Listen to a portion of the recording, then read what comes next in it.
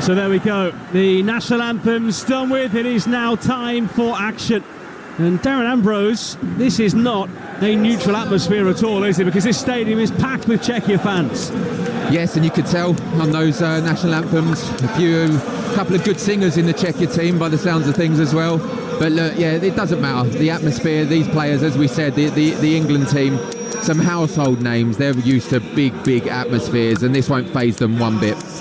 Let's recap the England team if you are just joining us. This is what we think it'll be anyway. Beadle's definitely the goalkeeper, and then Gray at right back.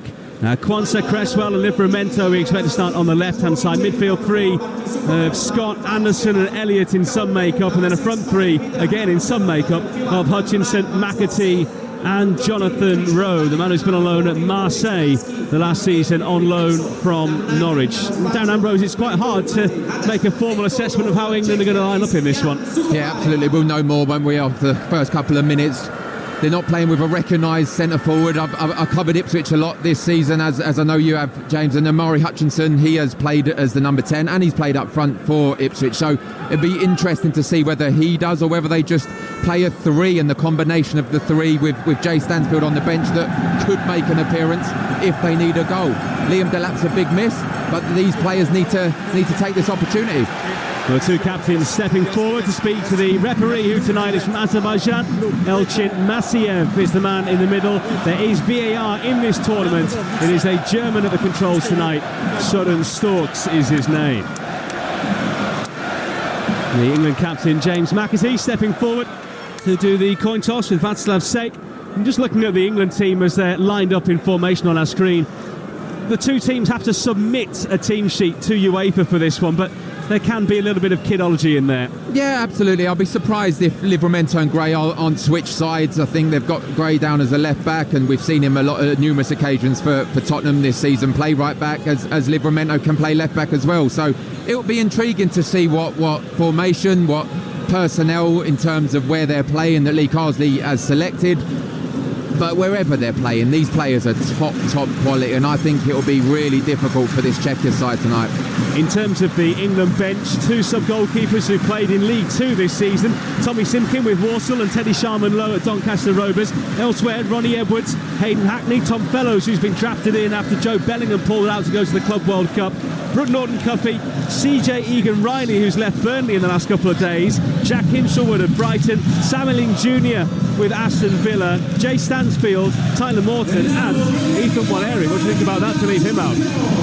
I mean, I'm intrigued to understand the reasons why Ranieri's been left out, because he is a top talent who probably should be in this starting 11. So here we go.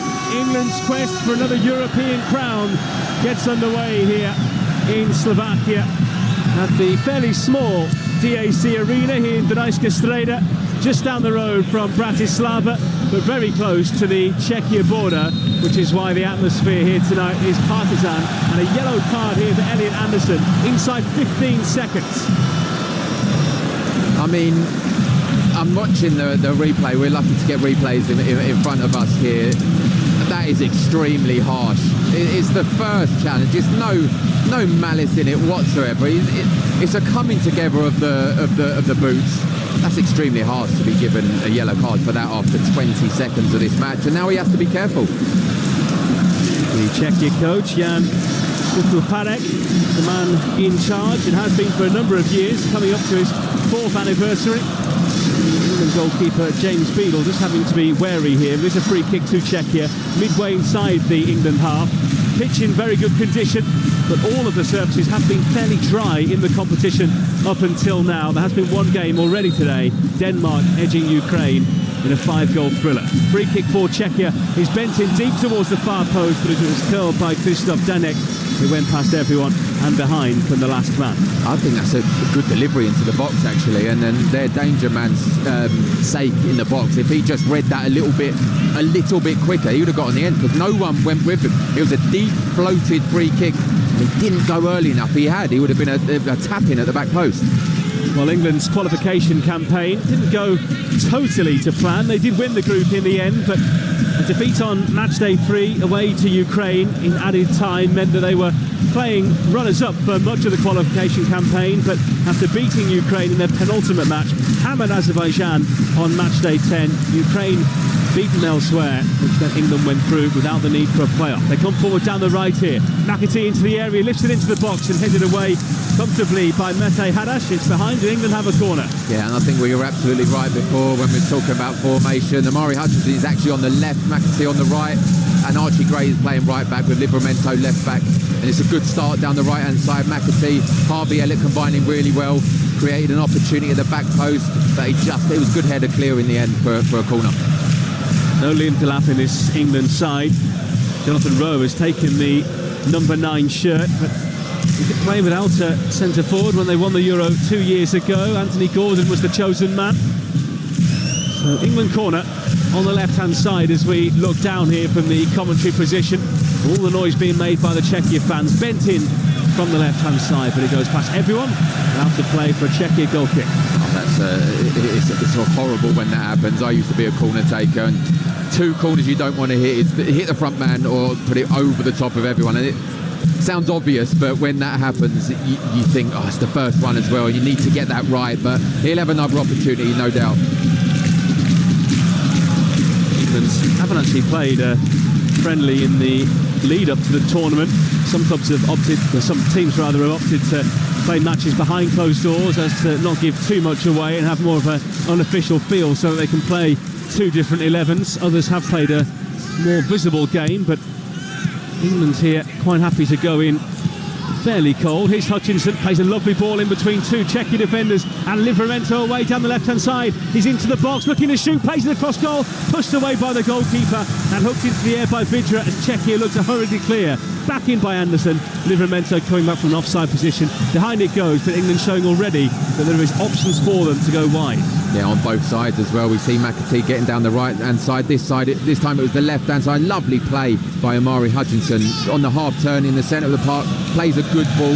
Hadash was called ball-watching in the end for the Czechia defence.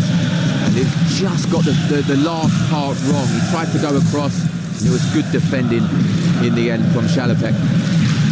Czechia got to the finals by overcoming Belgium in the 2-legged playoff in the middle of November. They won 2-0 in Belgium before drawing 1-1 at home to secure their progression.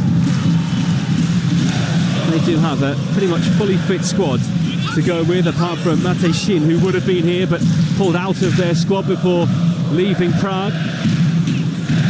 Here's Jonathan Rowe for England, into Hutchinson, who's just inside the penalty area on the left-hand side, but just has to go back out again, now sprints into it, plays it right away across goal. England with a chance, and McAtee somewhat awkwardly hits it there on his weaker right side. It curls back towards the other post and just drops out of play, but the flag's now up for offside anyway. That is a huge chance as well. I know the flag was up for offside. I think it was on Amari Hutchinson before the initial play. I mean, from what I'm seeing, he's clearly onside, but he beats his man, Amari Hutchinson, as you'd love to see, puts a cross in.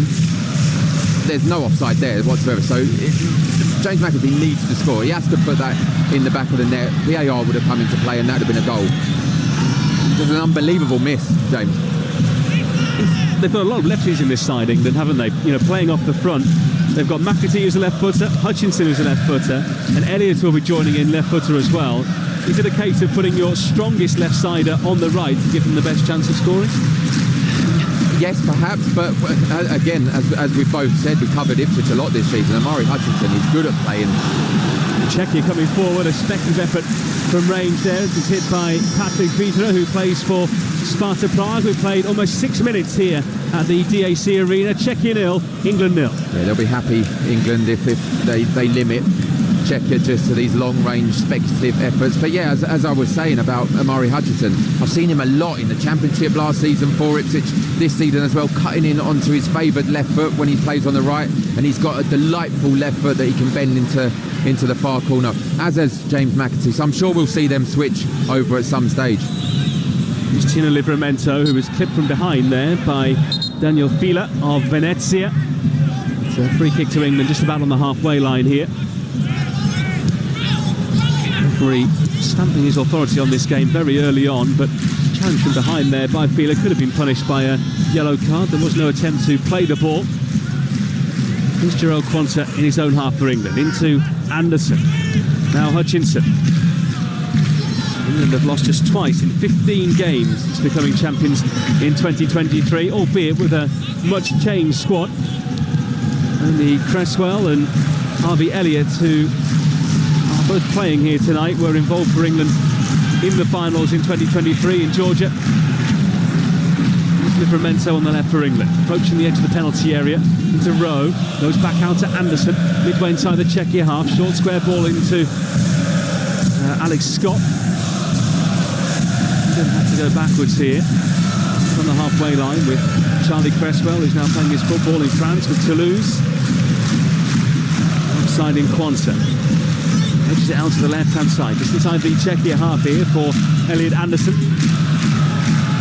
Really have too many options, so he goes back into his own half, but a clear pattern emerging here, Darren Ambrose, and that England are seeing almost all of the ball. Yeah, we thought this would happen. Very patient build-up at the moment from England. They've gone all the way to the forward, Jonathan Rowe, and ended up coming all the way back to the Quansah and Cresswell in the centre halves. I think they must have had 20, 30 passes at the moment. Trying to come forward down the right here is McAtee, challenged well by Vidra, who wins it back and plays it away here, and the home crowd, as you have to say it really is here, are urging Czechia to attack in numbers, but they've lost it now.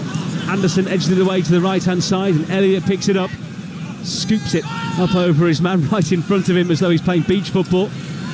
It's over to Livramento now, who plays in Hutchinson down the left hand side. Hutchinson into the penalty area, and Murray Hutchinson on his right fires it fairly central, quite high as well, but it was tipped over by the goalkeeper Hornacek, and it's behind for an England corner. Yeah, I love to see that. Amari Hutchinson, James McAtee has been doing it on the other side as well, getting the ball straight away, positive, attack your defender, can I beat you? This time he's cut inside onto his weaker right foot, but he's hit a good strike, but it's a good save by Hornacek. And what I'm seeing as well, James, is Tino Livramento is essentially playing as a centre midfielder some of the time. He's like an inverted fullback at the moment, and then Gray tucks around and they make a 3. Harvey Elliott's right wing corner here. The in-swinger coming from the Liverpool man. And it does swing. There was a slight push there in the side of Quansah, who was never going to make the ball, but it's been picked up by former Jamaica international Amari Hutchinson by the left-hand corner flag, and he's been bundled into from behind there by Philip Krebsel. And England have a free kick just 2 yards in from the corner flag. Yeah, didn't really need to do that, did he, Krebsel? He was going nowhere. He could have just ushered him out for a throw or a corner, and he just bundled into the back of Amari Hutchinson. Clever play from the England attacker. Always going to be a free kick. England attacking the goal in the first half that has big mass of Czechia fans steep behind it. Boos every time England get themselves into a threatening position. Charlie Cresswell is telling the referee to keep an eye on what's going on with him, because there's a lot of pushing and shoving inside the penalty area. Elliott standing over it on the left, plays it in, curling away from goal. England can't make a contact. McAtee tries to swipe it towards goal. Didn't take a deflection. Went behind off him last, and it's a goal kick for Czechia. 10 minutes gone, Czechia 0, England 0. A little bit disappointing set plays at the moment, England. Not so much the delivery. Harvey's delivery there was perfect. Landed, literally bounced on the penalty spot. So the movement is a little bit wrong at the moment. Maybe the communication is wrong, and what set piece they're going to be delivering, whether it's short or long. But a little bit disappointing in the opening first corners and free kicks. England winners in 2023 for the first time since back-to-back wins in 1982 and 84, looking to do the double again. People with a long ball away here, up towards McAtee, but I think it's fairly obvious that long balls forward aren't going to be doing too much for England, are they? No, they're not. They're having a lot of possession, England, on the floor, and I think that's what they need to do. Use the wide players, particularly Hutchinson, McAtee. They're the ones. They're the danger men. They're the ones that's going to cause problems. Those long, hopeful punts upfield, they're just going to be eaten up by the Czech defenders. Well, the main game yesterday was a thriller between Slovakia and Spain, the hosts here at this Under-21 championship. Spain moved into a 2-0 lead in the first half, but Slovakia pegged them back by the hour mark. Spain eventually winning in the 90th minute. Here comes Czechia, low ball in, and so close to being tugged home by Václav Sejk. The Czechia captain sliding in at the near post, and surely any kind of touch there would have diverted it beyond Beadle. Oh, he's millimetres, I'd say millimetres away from getting on the end of a lovely cross into the box. It's a perfect run as well. It's a great ball. Nothing was wrong with that. Just couldn't quite get on the connection sake in the box. Otherwise, that's going to be 1-0. It's great play from Czech. First real time we've seen them get forward. Martin Sukumel it was who had a perfectly measured ball in from the left-hand side. And a warning there for England. Czech was their top scorer in qualifying with 4 goals. Daniel Fila, who he's playing alongside tonight, chipped in with 3. England back in possession here on the right-hand side. They're in their own half, and McAtee manages to ride one challenge. But one thing that Czech do have on their side is certainly a lot of physicality and height in there as well. Yeah, height is the right word. You look at those defenders, Prebzul, Shalopek and Spashil, they're some big defenders. And Jonathan Rowe, McAtee, Amari Hudson, not the biggest. Jonathan Rowe's a physical presence, but I just feel they need to be more patient, a little bit more patient in their build-up, use the wide players and try to get the centre midfielders making runs into the box. Czechia in possession. They have it at the back at the moment. Well, speaking about England ahead of this game, the Czechia coach Jan Sukuparek was speaking and said that England's active defence and pressing will adorn their game. They were his words. They've got to be ready to eliminate those attributes and overcome their pressing to be successful. But he did say we need to score 2 goals or we won't get any points. Yeah, maybe more as well. I mean, possession-wise, England are dominating. I mean, in terms of chances, we've already seen Sake have that chance millimetres from getting on the end. So, can I see them scoring? Before the game, I was thinking it's going to be really difficult for them to score, but they've shown enough in their little counter-attacks that they've had that they are dangerous. But I do agree they perhaps need to score at least 2 to get anything. And they're playing with a lot of energy in their game at the moment as well. It'd be interesting to see whether they can maintain that over the course of the 90 minutes. It is a fast and furious schedule in the Under-21 Championship. We'll be bringing you all of England's games here. But 3 group games in 6 days, and with Slovenia their next game, England, before Germany play England in Nitra on match day 3. We'd imagine that second game will see a fair bit of rotation. Referee penalising Czechia here for a handball. Free kick to England inside their own penalty area. Yeah, as they've gone on the attack, I think Stransky has gone into the box and he's tried to fool the referee and diving into the box. It was Alex Scott and Livramento, no contact whatsoever. He's just tried a little. I think he's dived there. I think he's got away without a yellow card. And then he handled the ball. Referee very quick to blow his whistle. I think one thing it probably wasn't was handball. He didn't make any meaningful contact with the ball. He just played it onto his arm. I think he's tried to fool him though. I think he's tried to fool him and win the penalty, or he was hoping for a touch as he ran into the box, Stransky, but it didn't come. It was good defending in the end from both Alex Scott and Tino Livramento. Cresswell at the back here for England, back to Beadle.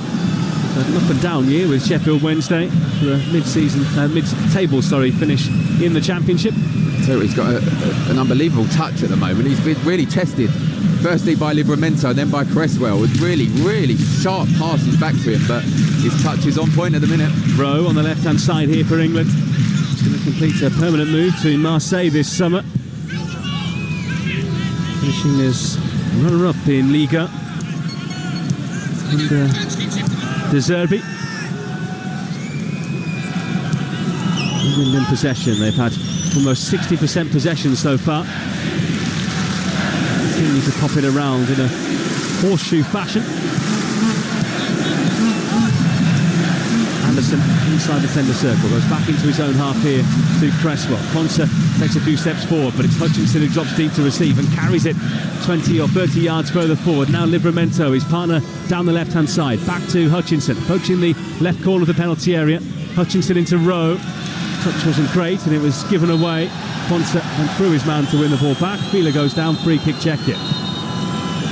Looked initially to be quite a good challenge from Kwanzaa. He does come through the back of him, wins the ball, but that's always been given as a foul lately. I'd like to see Jonathan Rowe be a little bit more positive when he's getting the ball, and he's only having one touch all the time. He's setting them off, or he's going wide, he's going to the full-back. I'd like to see him turn and attack the defenders and see if he can create anything like that.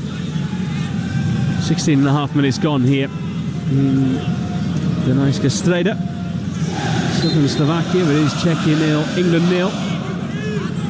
Just to mark your count with those other 21s games we've got coming for you here. We're live on Talksport on Sunday. It's a 6 o'clock start for England against Slovenia. So we've got Soccer Aid for you live on Sunday as well. Something to look forward to from Old Trafford. And then next Wednesday, we're back again, me and Darren, for England against Germany. And the second and third games being played in Nitra, elsewhere in the country. Here's Scott. He's shown his versatility for England throughout qualification, playing in the middle tonight, but has played at wing-back as well. Livramento here on the left-hand side. Look for that little reverse ball into Scott, who had made the run, but the avenue was cut off. Hutchinson goes back here now to Kwanza, just outside the centre circle. Scott, smart turn to get away from Wojtek Stransky. And now Rowe on the left-hand side. Stadium falls into near silence here as England come forward. It's a really sloppy pass in the end by Scott, intercepted by Fila. England trying to win the ball back as quickly as possible. Kwanza inside his own half, knocks it half sake, and it's out of play, but it goes off Kwanza. It's a throw for Czechia, just 5 or 6 yards inside the England half.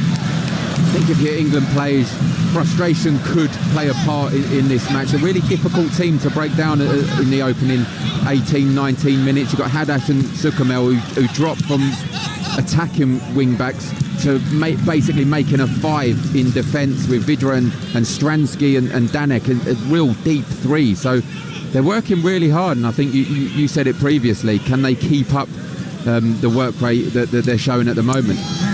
England nearly win it back through the persistence of Jonathan Rowe, but it's out of play off him for a throw-in to Czechia. 9 times they've previously been here at the finals, Czechia. They were winners back in 2002.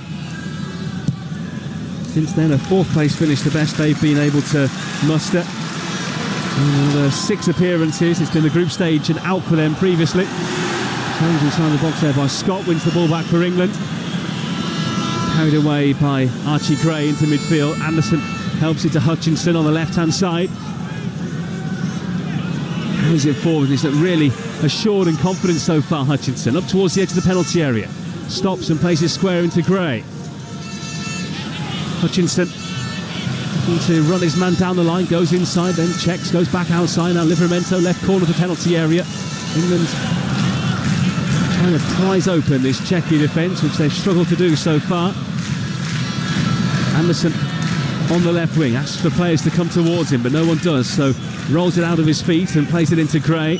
Short and sharp, 1 and 2 touch stuff here from England. Limited penetration up until now, but the pull back there by Václav Sek has given England a free kick just 5 yards outside the centre circle in a central position. They seem really confident that the Czechia players won't break them down. They left Cresswell back on his own there, and you see Archie Gray and Livramento basically playing as number 10s, both of them, trying to get on the ball and make something happen, just leaving Cresswell on his own. They're that comfortable at the moment. Czechia a really tight unit as well, aren't they? They're really condensing the play into that middle third of the field. They're having to try and be creative. Possession here inside their own half. Nearly halfway through the first half already. It's goalless here in England Under-21's opening game of the championship in Slovakia. Hutchinson receives it off Livramento, drives infield from the left side. Hutchinson again looking to take on his man here, Hadash, the right wing back, who's gone back with him. Into Rowe, back to Hutchinson. And back out to Kwanza, who stepped well forward into the opposition half. Anderson curls one over the top here, and Livramento in behind, nods it down, but couldn't quite get enough purchase on the header to find a teammate, and Czechia able to clear, but England keep on coming back here. Gray to Elliott on the right-hand side. Harvey Elliott tries to skip inside, back to Scott. England slowly building here. But Czechia, for their part, having them where they want them. England having to wait for that moment.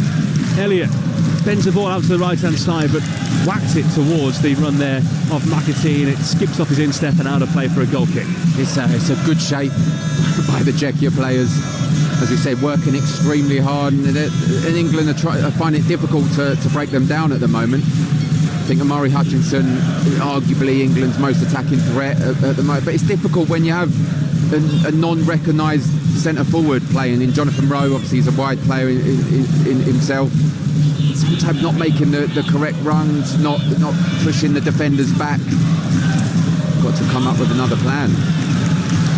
Plenty of talk about Lee Carsley, of course, took over the senior team at the back end of last year before Thomas Tuchel came in. I think we could really tell that he wasn't totally comfortable in being there, but news in the last week or so is that he has signed a new deal with the FA until 2027, having previously been on a 12-month rolling contract, so clearly something has changed there for him. Yeah, and he's comfortable. He's comfortable in this job. He knows it really well. I think only lost 8 times since he's taken charge, winning around 49, I think it was when I last checked. It's a good record. I agree with you. I never felt he was as comfortable with the senior side. I did believe him when he said he didn't want to be the manager. So it's good news, though. It's good news because he's a good manager for this level. England in possession again inside their own half. Their possession level almost up to 70% here now. But just the one shot on target so far in the game. It has been England's. Scott here on the halfway line. 23 gone. Anderson tries an incisive pass forward and gets it into the feet of McAtee, who was hoping that Gray was going to advance down the right-hand side, but wasn't quite there, and now the play goes for a throw into Czechia. It's a lovely pass, Elliot Anderson into James McAtee. Just got his part of that wrong. The lack of communication with Archie Gray. Thought he was going to get forward, but he didn't, and just passed it off the pitch. I could see this getting frustrating for England. Yeah, they've just conceded a free kick as well. They've got to make sure their frustrations don't get the better of them here. Alex Scott is wearing an interesting mask around his face at the moment, which is covering his jaw. He did have a fractured jaw against Aston Villa back at the start of May. It's been a decent recovery for him, but it's quite confusing. He looks though he's got a really thick black beard. I was thinking exactly the same thing when I see on the national anthem. Here come England. Czechia give the ball away, and McAtee racing through the middle. Elliott's up on the outside. Deflected ball into his path. Angle tight. Elliott across goal, and the goalkeeper has it eventually. And holding on there is Hornicek in between the sticks for Czechia. England so close, and the kind of opening they've been waiting for. Yeah, I think that was poor play all round. First of all, it was Jalopek that gave the ball away to James McAtee. I just think he got it all wrong. He should have waited for the defender, dragged the defender out a little bit more. He didn't. He attacked the defender, he passed it a bit too early, got deflected, and then I think it was Harvey Elliott in the end just got his part wrong as well, and it's comfortable in the end for Czechia. Hornicek just gathered the ball. Yeah, he's the Braga #1, plays in the Quarry in northern Portugal. A good season with them. I think they had too much time with 3v2, and because McAtee, he just had too much time. He didn't know whether to draw the defender out or to play it early. He did neither in the end. Free kick here to Czechia. Stansky has been left in a heap and holding his face at the moment. 25 minutes gone. Czechia 0, England 0. Granted, England haven't scored, but will Lee Carsley be happy enough with the way things are developing here or not? Yes, I'd say that. Yeah, I think the game plan was always you're going to have a lot of possession. I think they're always a frustrating, especially these opening games, always frustrating. Can you break them down? Everyone's raring to go. Everyone's fully fit, 100%. So I think he'll be relatively happy. But I think, as we said, the frustration could build up the longer this game goes on at 0-0. So, chance here for Czechia. James Beadle is sorting out a two-man wall of Jonathan Rowe and Amari Hutchinson. And it's going to be Christoph Danek to swing it in from the left-hand side.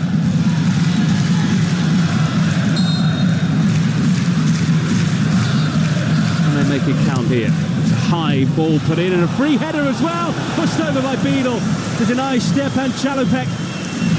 The header was fairly central. Either side in England could have been in real bother. But Czechia with the best effort of the game for either side so far. Yeah, all the possession that England have had is Czechia that's had the better opportunities.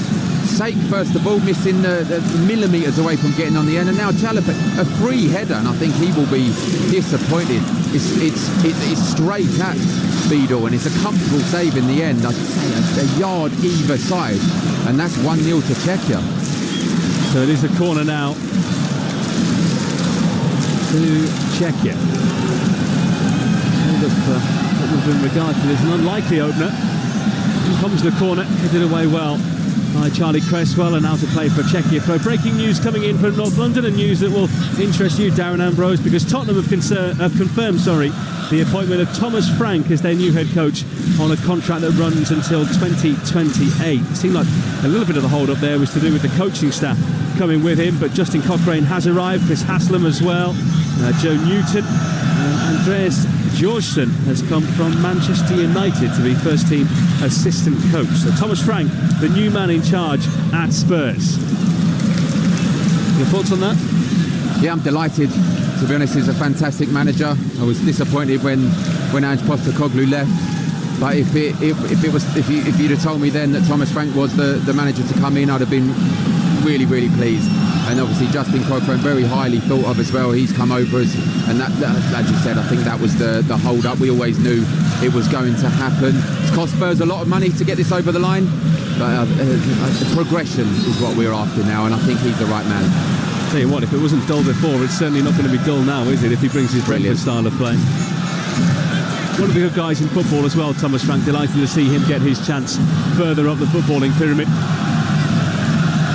Sake here for Czechia, tries a pot shot from the edge of the penalty area. It was deflected off the legs of Archie Gray, and Czechia is having a little bit of a spell here. They have another corner on the left-hand side. Yeah, I was just about to say that. They're starting to come into the game. They've had the best opportunities of the match so far, and now they're getting a little bit of possession. As I said, frustration and lack of being able to break them down causes that frustration, but they're starting to enjoy themselves, it seems. Players are gathering in the penalty area here. All in red tonight, Czechia. England in their white shirts with blue shorts and the blue trim. It's a left wing corner here to be taken by Danek. And it's a free chance on goal, blocked in front of goal by Scott. It was Hadash, I think it was, inside the penalty area, diverted it towards the far post, but don't think it was going in. But there were some claims by the Czechia players that there was a handball in there. England now trying to counter with Rowe, but Czechia have players back in, and England have to go back into their own half. Again, another really, really good opportunity from Czechia. They seem the ones more likely to score a goal in this game so far. I think that's 3 really good opportunities they've had, and just frustrating England at the moment. Hutchinson on the left-hand side, played back by the Ipswich man into Elliott. Quansah creeping forward, has the ball just outside the centre circle, now goes left on this balmy night here in Dunajska Streda. Very, very warm. That is why so many of the Czechia fans behind the goal have their tops off. Darren's kept his on. To everyone's relief. It's another example there as I'm watching the replay of that. I think it's Jalopek's opportunity. It weren't handball for me. It was Vidro in the end, sorry. But Harvey Elliott gets the ball, and he's got Jonathan Rowe, he's got McAtee, and he's got Amari Hutchinson all facing, all wanting the ball to feet. He tries to play one in behind the defence, and no one makes that run. It's really difficult when you haven't got that recognised centre forward in terms of breaking the lines of the defenders. Maybe Jay Stansfield might be an opportunity or an option quite early in this match. Are you surprised that England haven't put another centre forward in the squad? I mean, they would have had to have reached into the age groups below, you would imagine, but to only bring Jay Stansfield?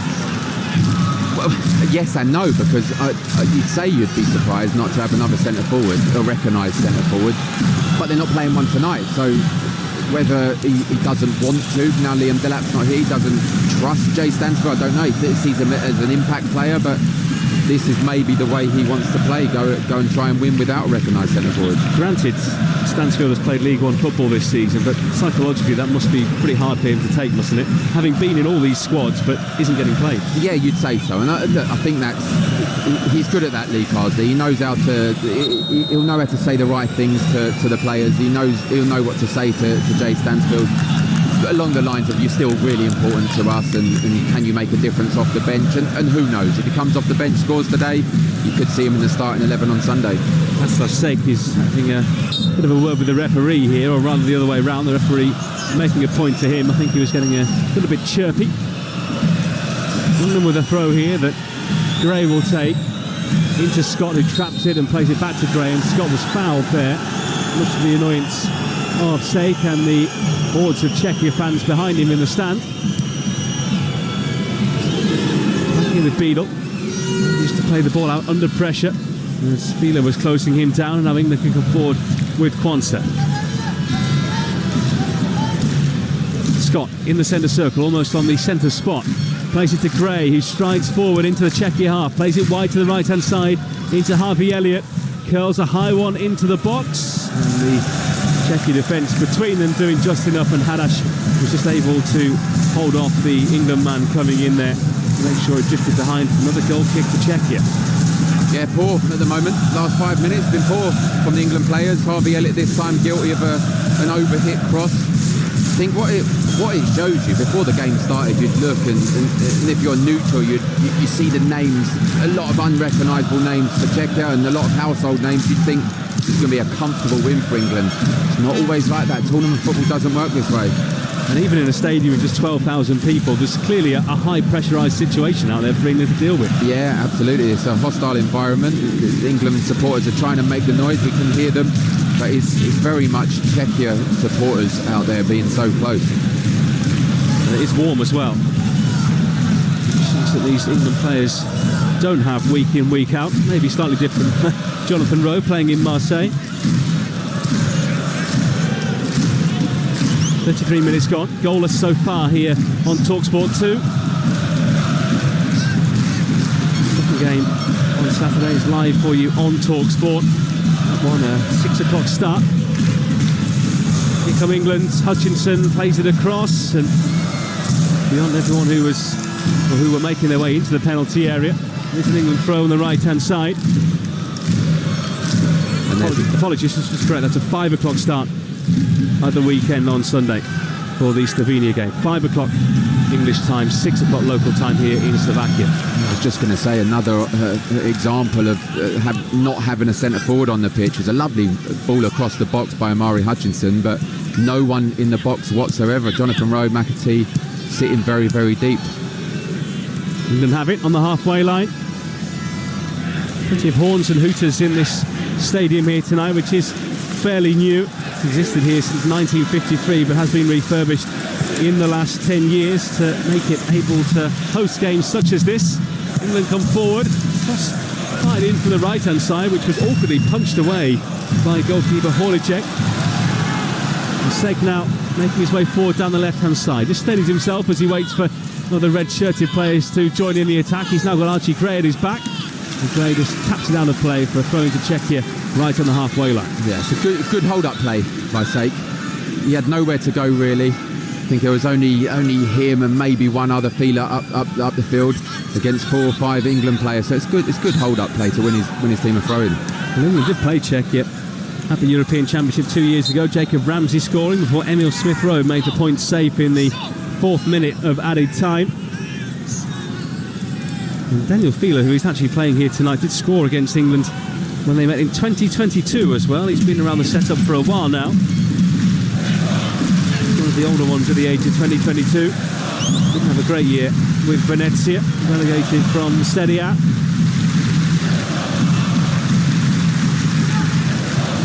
Have it here with Livramento. For a player to come close to him. McAtee is that man, receives it, shifts it, moves it back out to Livramento on the left-hand side, who carries it forward now, drives in field, plays it square into Scott. Harvey Elliott makes himself available. Gray's going up on the outside, into Archie Gray now. Just challenged very quickly there by Martin Sukumel. And Czechia emerge with it.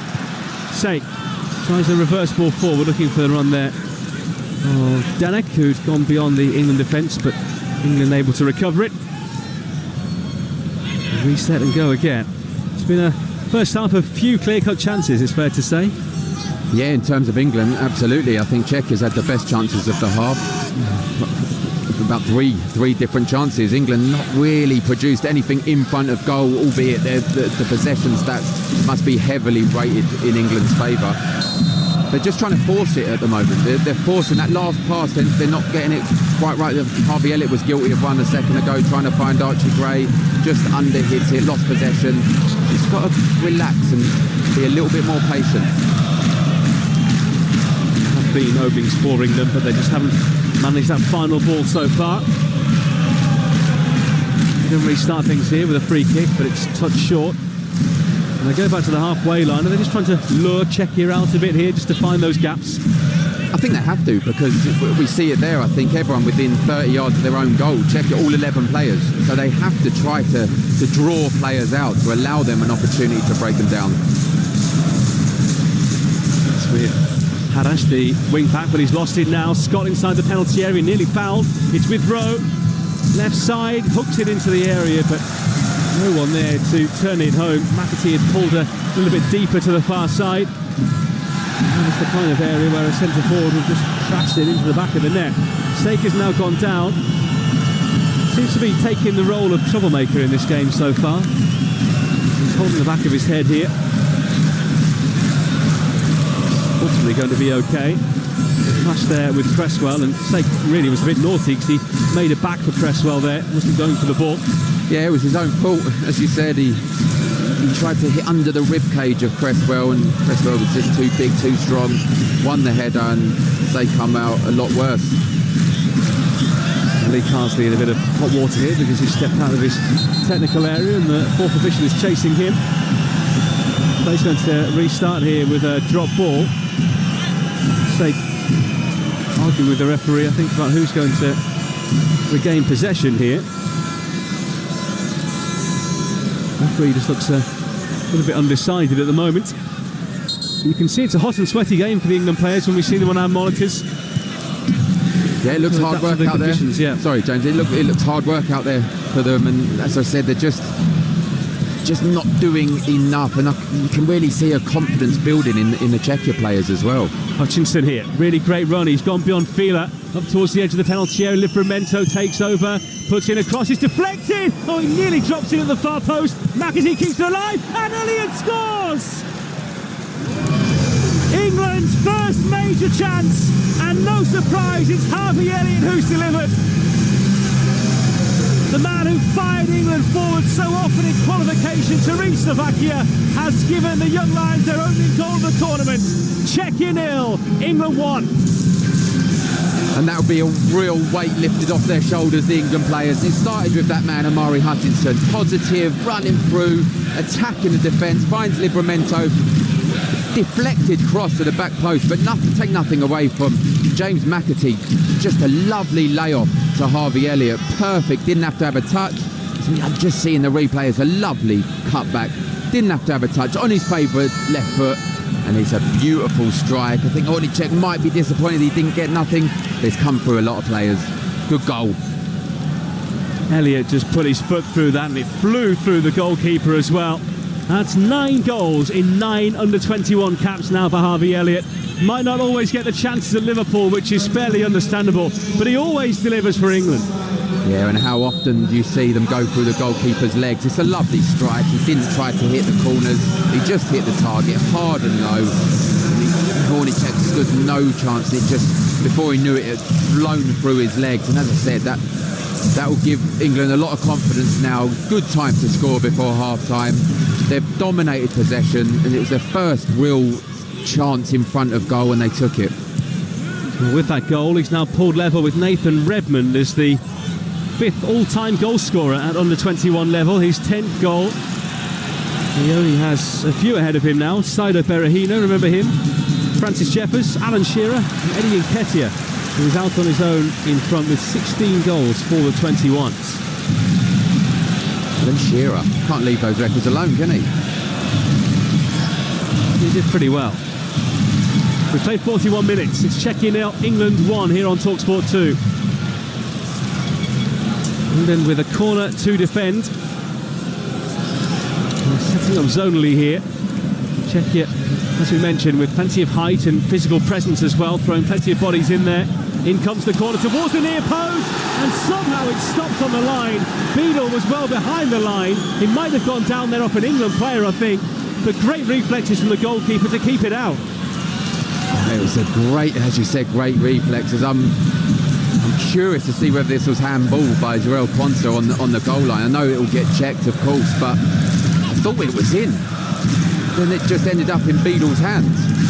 Somehow he was just suddenly there, wasn't he? It looked like it was one of those that was going to agonisingly creep over the line. Yeah, I'm looking forward to seeing the replay on our monitors in a moment. Southern Storks, the German VAR is checking, but our monitor at the moment not suggesting that VAR check is going on more than it might do normally, so it looks like England are okay.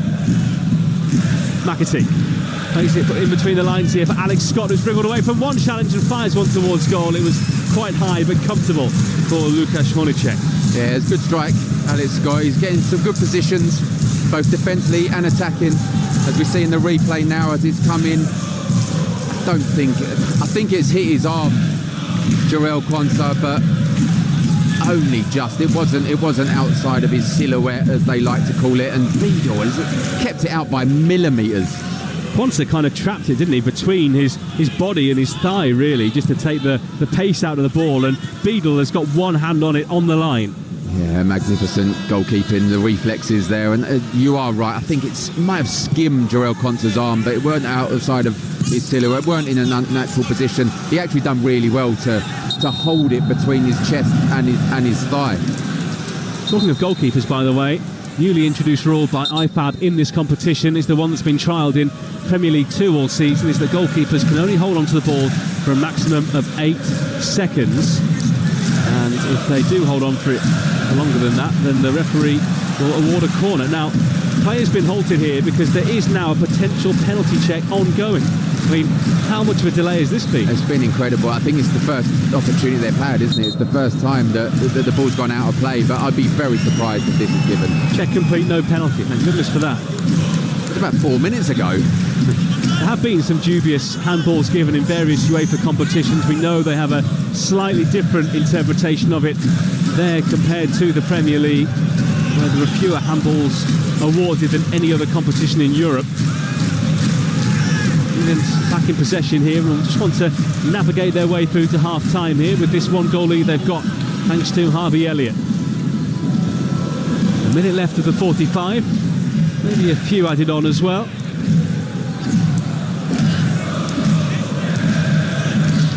McAtee receives the ball in midfield, manages to manoeuvre himself into position to move forward. He's carried on his run down the right here. Hutchinson tries to find him but put everything into that to make sure it reached him, which it did, but it forced him wide. McAtee now rolling the ball beneath his foot, edge of the area, onto his left side, gets it back on his right now, into the area, comes through to Livramento on the far side. He can't shoot but holds on to it, waits for the run here of Anderson. He's inside the box, tries to shoot or maybe cross. Either way, deflected behind by Stefan Chalupek. England with a corner late in the first half.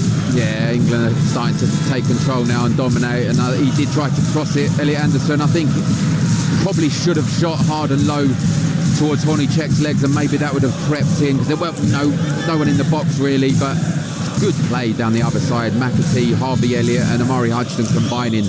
Hutchinson just overhit the final pass, but England starting to take control just before half-time. 2 added minutes, we're into them now. Get a second goal here. They'd have an almighty cushion. It comes all the way through to the far post, missed by everyone, but the referee spotted a foul in there anyway. It's a free kick to Czechia. It's taken by Honacek to Spashil. Spent the season on loan from Victoria Pilsen at Radec Kralove. Harash. Good play by Anderson. It's a Czechia throw just down in front of us here. Just a 35-minute drive southeast of the capital Bratislava, where the competition started yesterday. According to the stats, over 70% of the population of Dunajska Streda is actually ethnic Hungarians. It's a Slovakian town in name at least, but a very diverse population here. England in possession here with Hutchinson. He's really been able to stretch this Czechia side in the first half. He has not been afraid to carry the ball, as we've seen from him all season. And I guess he's probably one player who you'd imagine his future is up for debate in the summer. Yeah, I'd say so. Of course, I think he's Premier League quality. I've watched him all season. Ipswich getting relegated, yeah, it will be up for debate whether he gets a move or stays put at Ipswich. But he's been, I'd say, England's best player in terms of attacking threat, travelling with the ball as well. Rowe into McAtee. It was a nice ball. McAtee carries on, but had a slight challenge from behind and just overran it. And then Hutchinson, it's a foul. It's a free kick here to Czechia after he brought down Patrik Vydra. Some of the fans, I think, suggesting it should have been a yellow card there for Hutchinson, but a free kick only. And that is half-time, I think. England's leading at the break. We've played the 2 minutes of additional time. And England, I think, will be very happy indeed to get down the tunnel with their goal lead. I thought the referee had come up with one of those niche ways of blowing the half-time whistle there, but in fact he wants to carry on for a few seconds longer. Now it's half-time, and Darren Ambrose very quickly, England will be happy to go in with a lead to their name. 1-0 they lead at the break. Yeah, they will. It's a good time to score. 40th minute of the match. Czechia were just building confidence, just getting into the game, becoming an attacking threat, and you see the confidence building in them. So it was a good chance. It was a good time to score for England. Harvey Elliott. In the end, it was the first real attack, the real meaningful attack by England. And it was a good finish by Harvey Elliott. So I think they'll be reasonably happy at half-time. And England know now that in theory it's only going to get simpler for them, because if Czechia want anything out of the game, they're going to have to come out a bit more. Yeah, absolutely. And we said that at some stages in that half they were leaving all 11 players behind the ball. But if they want to get any from this game, it's going to have to open up. They're going to have to try to create, and it's going to leave gaps. And we can see when England go forward, the attacking threat, most goals, best attack this season in the competition. So it will leave gaps, and it will leave the likes of Amari Hutchinson, James McAtee, even Jonathan Rowe's been a little bit quiet this half. It will give them certainly some opportunities. We weren't sure what shape England were going to go out with for this opening game and whether personnel within it were going to fit, but do you think it's worked overall? Yeah, you'd have to say so, yeah. I think it in terms of the opposition, yes, they've surprised me a little bit, Czechia, but you've got Archie Gray, you've got Livramento playing inverted fullback, sometimes leaving Cresswell on his own at the back. So I think they feel relatively comfortable. And we've already seen Harvey Elliott, James McAtee, and Murray Hutchinson combining really, really well with Scott and Anderson in the middle just to clear things up. I think it's been a comfortable half, full of possession, but no real opportunities apart from that one that Harvey Elliott took. So half-time here at the DAC Arena in Dunajská Streda in Slovakia. England lead Czechia by 1-0 thanks to Harvey Elliott's strike 6 minutes before half-time. Next, we're going to be talking Soccer Aid and the Club World Cup. Straight talking and straight to the point. All too easy. This is Talksport 2. Talksport 2 is your dynamic destination for all the latest sporting action, featuring live commentary of all the biggest events, including football, PGA golf, horse racing, Premiership rugby, cricket, boxing, and all the big-hitting drama of the NFL. Touchdown! Plus, Talksport 2's official betting partner, William Hill, is always on hand with the insight and in-depth analysis you need. Talksport 2 with official betting partner, William Hill. 18+, gambleaware.org. B&Q and Trade Point's big You Can Do It sale isn't over yet. We've added even more unmissable deals in-store and online. Better hurry though, ends 1st of July. You can do it. Car owners, you could be owed thousands in compensation. If you bought a car on finance from 2007 onwards, it may have been sold with hidden commissions. Text check to 86688. My Claim Group. Authorized and regulated by the Financial Conduct Authority. You don't need to use a CMC. You can claim direct to your lender and the Financial Ombudsman for free. Text check to 86688. Claims made simple. I fearlessly running with you. I fearlessly playing with you. I fearlessly snuggling to you. Protect your dog from fleas and ticks with new Front Pro chewable tablets. Easy to give, each tablet offers 1 month's protection, helping to keep your dog happy, healthy and close. Because nothing should come between you. Front Pro chewable tablets from the makers of Frontline. Available online or in-store from pet specialist retailers. For more information, see uk.frontline.com. Contains afoxolana. This Father's Day at Morrison's, more card prices save you money on your shop. Treat Dad to his favourite ales, like Marston's Pedigree, Wainwright Ale, Hobgoblin Gold, Old Speckled Hen and Newcastle Brown. Regular price, £2.50 each. More card price. Buy one, get one free. Pay less with More Card. More reasons to shop at Morrison's. Majority of stores and online exclude Scotland, Wales and Morrison's. Daily More Card app required 18 plus 500 to 550 mils. Ends 15th of June. Please drink responsibly. The very big sale is now on, with amazing savings from the online store for fashion, home and more. With up to 60% off selected fashion and sports. With big savings on Adidas, Hugo Boss and more. OMG! Plus you can buy now and pay up to 12 months later. And nothing to pay at checkout. Very. Let's make it sparkle.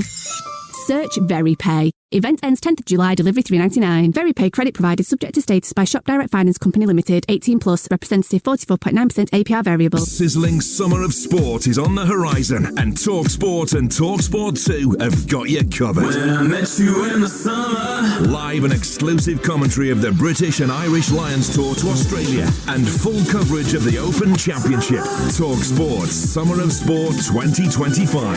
Get ready to feel the heat. On DAB+, online, via the Talksport app and on your smart speaker. Against the post and turned it on the rebound. The Under-21's European Championship 2025. Live on Talksport 2. And they lift it high into the sky. The fireworks, the pyrotechnics come up. England have won Soccer Aid in 2024. Defoe comes up, shoots, scores. Just to be a part of it for me is really special because obviously UNICEF and Soccer Aid, what they've done over the years have been fantastic. Trezeguet! France have won the European Championship. Tevez, who steps up, right-footed, smacks the ball down the middle, goalkeeper goes the wrong way. Listen to that roar.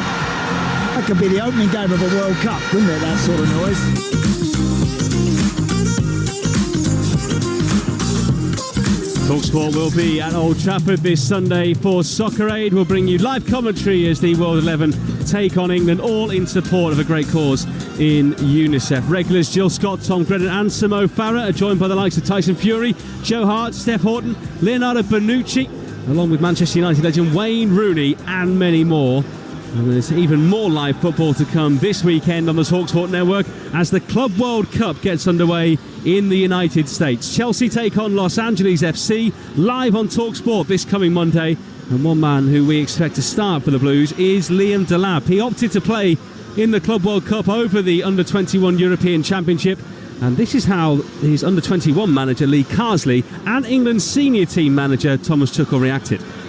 I think I'm definitely not disappointed. I'm delighted for Liam and his family. I think it's a brilliant thing for an English centre forward to play in the Premier League at such a prestigious club like Chelsea. Hopefully he'll do really well there and push for the senior team, and we'll move on. We moved on quite quickly. I think we've always known that 2 or 3 of the players could move to clubs that were playing in the Club World Cup, and we've been preparing for this now for a while. Just a shame for Lee and for the Under-21, because he could have played a huge part and would have been a key player, and would have been nice to see him, but the priorities are clear from FIFA. He's now with Chelsea and they call him up for the Club World Cup, so that's what every country and what every nation has to deal with, and we will watch him there, but it has no impact to his chances to be with us. He needs to prove himself, and it will not be with Under-21s but with Chelsea.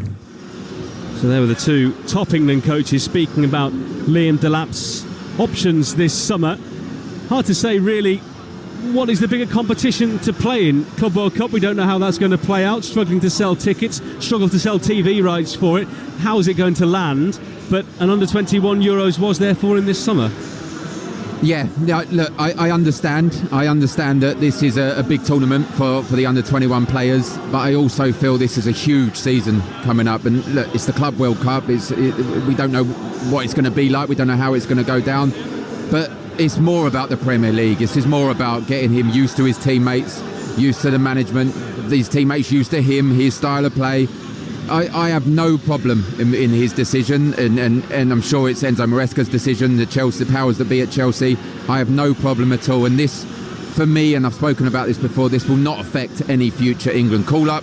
If he goes out and scores 10, 15, 20 goals, which I think he will in the Premier League if he is Chelsea's number 9, which it looks like he's going to be that, not in number but in playing wise, then he's going to get the call-up sooner rather than later.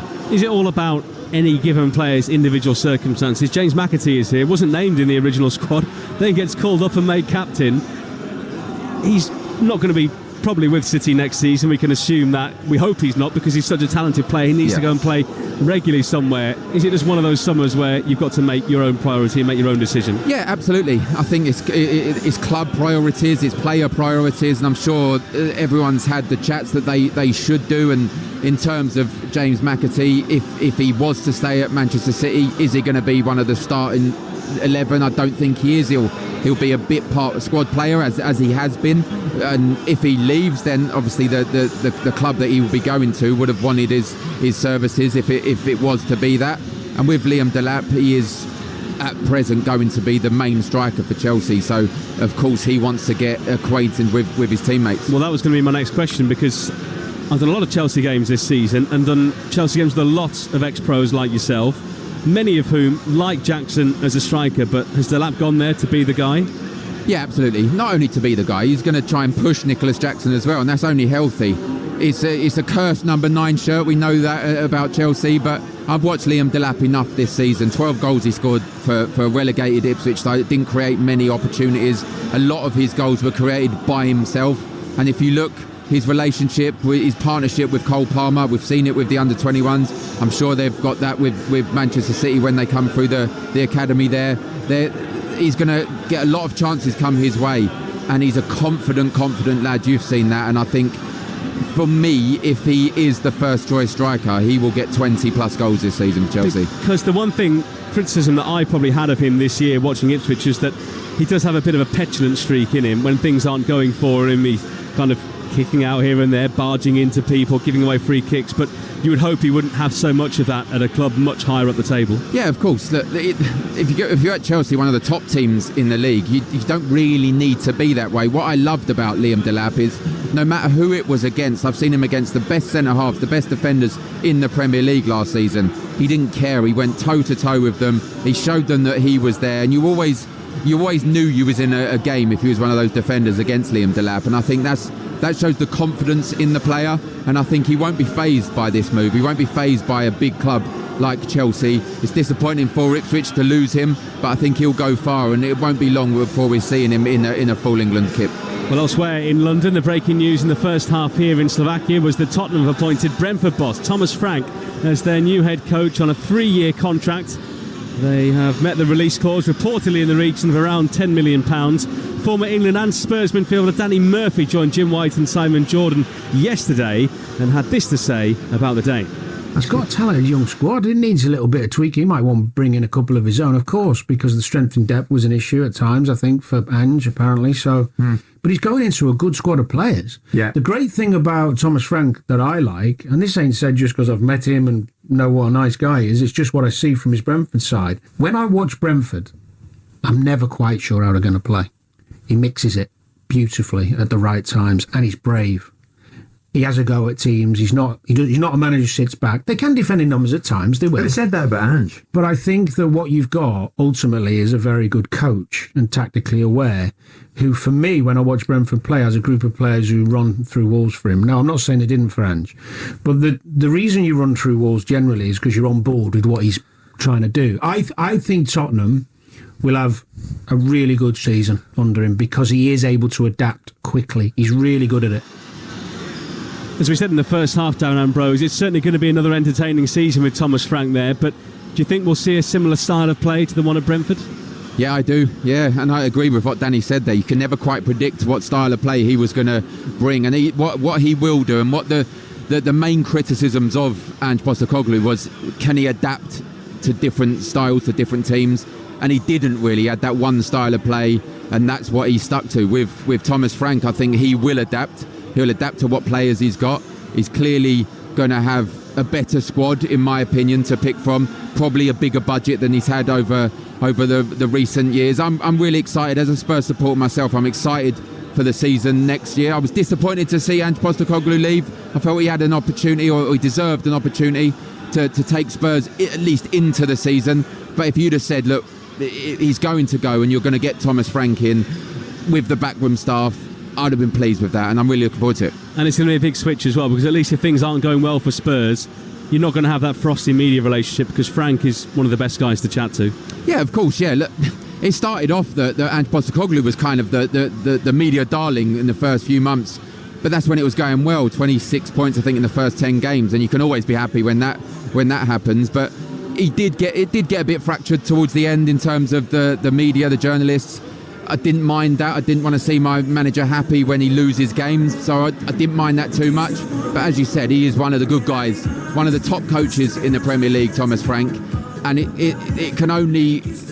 I just want to see progression and building on what Spurs done last year in terms of the Europa League. Yeah, I was wondering whether he was ever going to get that chance at one of the established elites in this country, but Spurs have picked their man, and Thomas Frank is the new Tottenham Hotspur head coach on a deal running until 2028. More on that across the Talksport network tomorrow, I'm sure. Well, the teams are heading back out here in Slovakia. The second half of England's opening Under-21 championship game against Czechia is almost upon us. Just to bring you up to date with the scores elsewhere, one earlier game between Ukraine and Denmark was very entertaining indeed. Denmark winning that 5 minutes from time in the end, thanks to a goal from Will Osula of Newcastle United. He got all 3 points for Denmark there in their opening game. Finland are beating the Netherlands by 2-0 at the moment, which is one of the biggest surprises. Kasper Terho with the opener and Topi Keskinen with the second there for Finland. And the other game in the group that England are in has just got started in the second half, and Germany 2-0 up on Slovenia. Nick Voltmada of Stuttgart has got both goals after a goal-filled season for him with the German side. So Germany winning that one, and England will play their second group game against Slovenia on Sunday, live on Talksport. So the team's back out, ready to go again. England standing over it inside the centre circle. And we are just about ready for the resumption. Alongside former Under-21 international Darren Ambrose, watching this one here this evening. There's a bit of a problem here. The referee not quite happy with things as this game gets ready to start again. He seems to be calling in the two captains here. There is a problem with VAR. Oh, it's an issue with VAR by the sound of things. Well, we know what that is. Get rid of it. They're admitting it at last. Sadly, it's here at this competition. And sadly, it seems here to stay overall as well. Well, a bit of a pause then here at the start of the second half. I mean, it technically is the same for both teams, but if something was to happen and it was missed, then there would be a bit of a stink kicked up, you would imagine. So both teams made to stand out there and wait at the moment. I'm not sure whether Søren Storks, the VAR, has lent on a button he shouldn't have done, but I think the connection might be down here at the moment from the VAR hub to the stadium. So the players just being made to wait. What do you think Lee Carsey will have said to the side at half-time? Probably same again in terms of possession. Maybe be a little bit more patient in your build-up. Don't try and force it, which they were towards the mid part of the first half. And when you get opportunities, take one, because we've seen with the Czechia players, they can create opportunities, and if they get one and get a goal, they could really frustrate and sit the 11 players behind the ball again. So I think the message will be loud and clear. Go and take your opportunities. Same again in terms of possession, but be clinical in front of goal. So the players still standing out there waiting. Probably a good 2.5 minute delay now. Game was meant to get underway 3 minutes ago, but that was already delayed, and the Azerbaijani referee now just giving some kind of feedback to the players here. And it's the last thing you want, really, isn't it? Yeah, of course, we see groups of players, the England players, they've got a ball out there, they're passing it between each other. You don't want this to go on too much longer, otherwise the players will... they'll need warming up again, the muscles will relax, and you could see injuries. So whether he announces that it's going to be relatively soon that we start, or get together, have a little warm-up again, got to keep those muscles ready. It looks like the referee is now ready to start the second half. England leading 1-0. Harvey Elliott with the only goal so far after 39 minutes. The referee eventually giving the signal that we can restart here, and we are back underway. England with a lead to protect. So they need to get their first 3 points on the board. The top two in each 4-team group go through to the quarter-finals.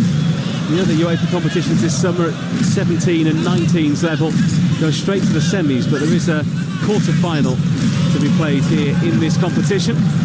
England didn't concede a single goal in 2023. Yeah, that dramatic last-minute penalty save from James Trafford, and then the rebound, which was arguably even better, that won them the tournament. Outstanding not to concede. Yeah, pick the ball up in midfield here after England have given it away, and Sake curling one from distance, but although it was bending towards the far corner, it was really lacking pace, and Beadle able to go down to his left-hand side to pick up. Yeah, it was very similar to the England attack in the first half. Lost possession, and they got onto the attack, and Sake, who's their key man, just under-hit it. Grass, he rolled it along the grass, which took all the power off it. Elliott 25 yards out, wound up for the shot there, but it was blocked and sourced. Back to Elliott again now, sliding into the challenge. Rowe trying to get it. Hutchinson, edge of the area, can shoot from distance. Checks onto his right, back onto his left. McAtee inside the area on the left. Trying to find some space, did find some space, but his effort was blocked. And Czechia eventually clear. No, it's not gone very far there. Sukumel, Gray. 10 yards outside the penalty area on the right. He's lost it now to Vitra. Sukumel clips a high ball to the halfway line. Gray. Elliott on the right. Kings the ball across the field to where all the space is, and Livramento on the left. Livramento carrying it forward. Hutchinson on the left-hand side. Trying to beat his man. Back to Livramento again. Lovely touch there. Manages to get past 1 and 2. Livramento low in. It's 2-0. And Jonathan Rowe is claiming it. A clutch of England fans behind the goal go absolutely crazy, because the 21s have moved into a 2-0 lead just 2 minutes after half-time. And Jonathan Rowe grabs just his second goal of this level. The Marseille man doubles up for the Young Lions, and England now in complete control.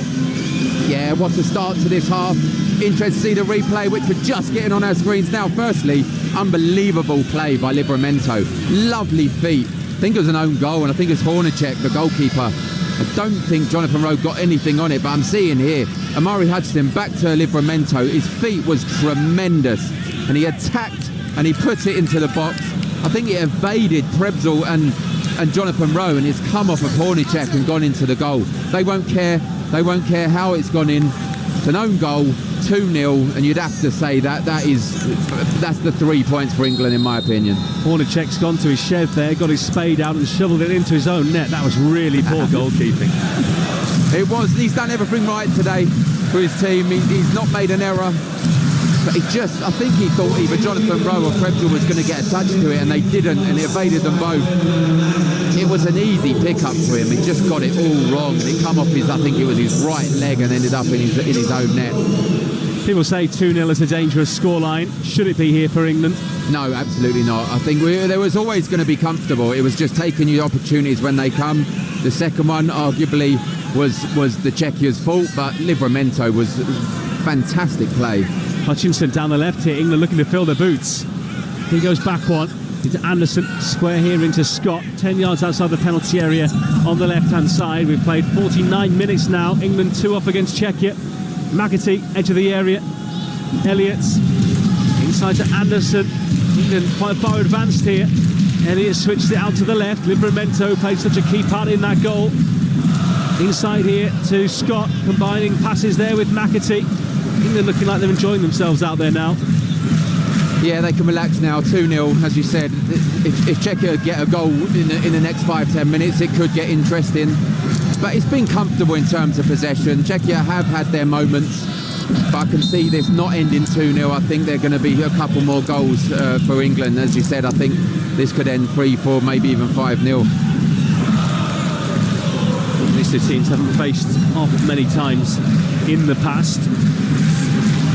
Czechia with just a single win against England back in 2011. And Danny Welbeck was on target for the Young Lions, but keep on seeing replays of that goal that England have just scored, and Czech will not want to watch that back again at all. No, he won't. I'll have to say, though, to his a little bit of defence, it did just touch off Jonathan Rowe's foot, and it diverted the ball a little bit, but it still should have been a comfortable. Oh, that's me. I'm claiming that. Jonathan Rowe running off. He did, but you tell by his face, didn't you, that he knew that wasn't his goal, but just a little bit of Czech's defence. It just took it off the trajectory and it landed on his right foot, but it still should have been a comfortable save. Well, the way this group is shaping up early on, you would have to say that game on match day 3 between England and Germany is likely to decide the group winner, isn't it? Because Germany already 2-0 up in their game against Slovenia, England 2-0 up here, and both teams would expect to beat the other team as Czechia come forward. And just as Darren Ambrose was saying a minute ago, if they get a quick goal, then England might be in trouble. And Daniel Phelan powered a header home, and Czechia are right back in this game. They certainly are right on cue as well. I was saying it's going to be 3-4 or 5-0 unless they score in the next 5-10 minutes. Didn't even take that long. A minute, 2 minutes. It's great play from the front players. And it's safe. Cuts inside. It's easy. It's allowed the crossing press well. Too easy. And it's Philo.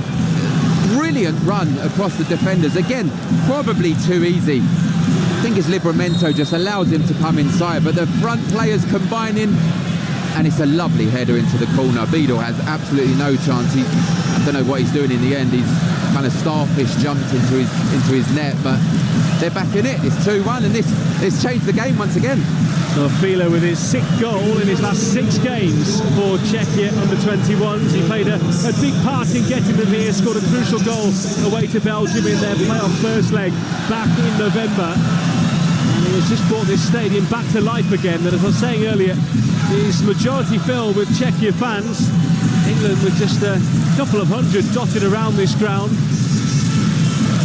They'll be hoping that'll be the first of 2. Well, their coach did say they'd need to score 2 to get any kind of result. That is for sure. With the way this game has panned out, maybe my talk of England-Germany settling the group might be a bit premature. Maybe. I still see England winning this game. But I'm almost eating my own words there, because I said it could have ended up 3-4 or 5-0 unless they score early, and they did immediately. It was a good goal all round. The front players combining really, really well. Sake's probably been their best player, most threatening player, but this time lovely assist for Phelan. It was a good header.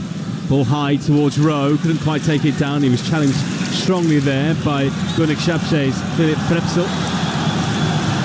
Czechia with it with Sake down the left wing here, running at Gray. England with a double defensive unit there to defend against him in the end, and it is blocked and out of play. England do have a throw in, but they're just looking a little bit troubled here at the moment with Czechia getting in their faces.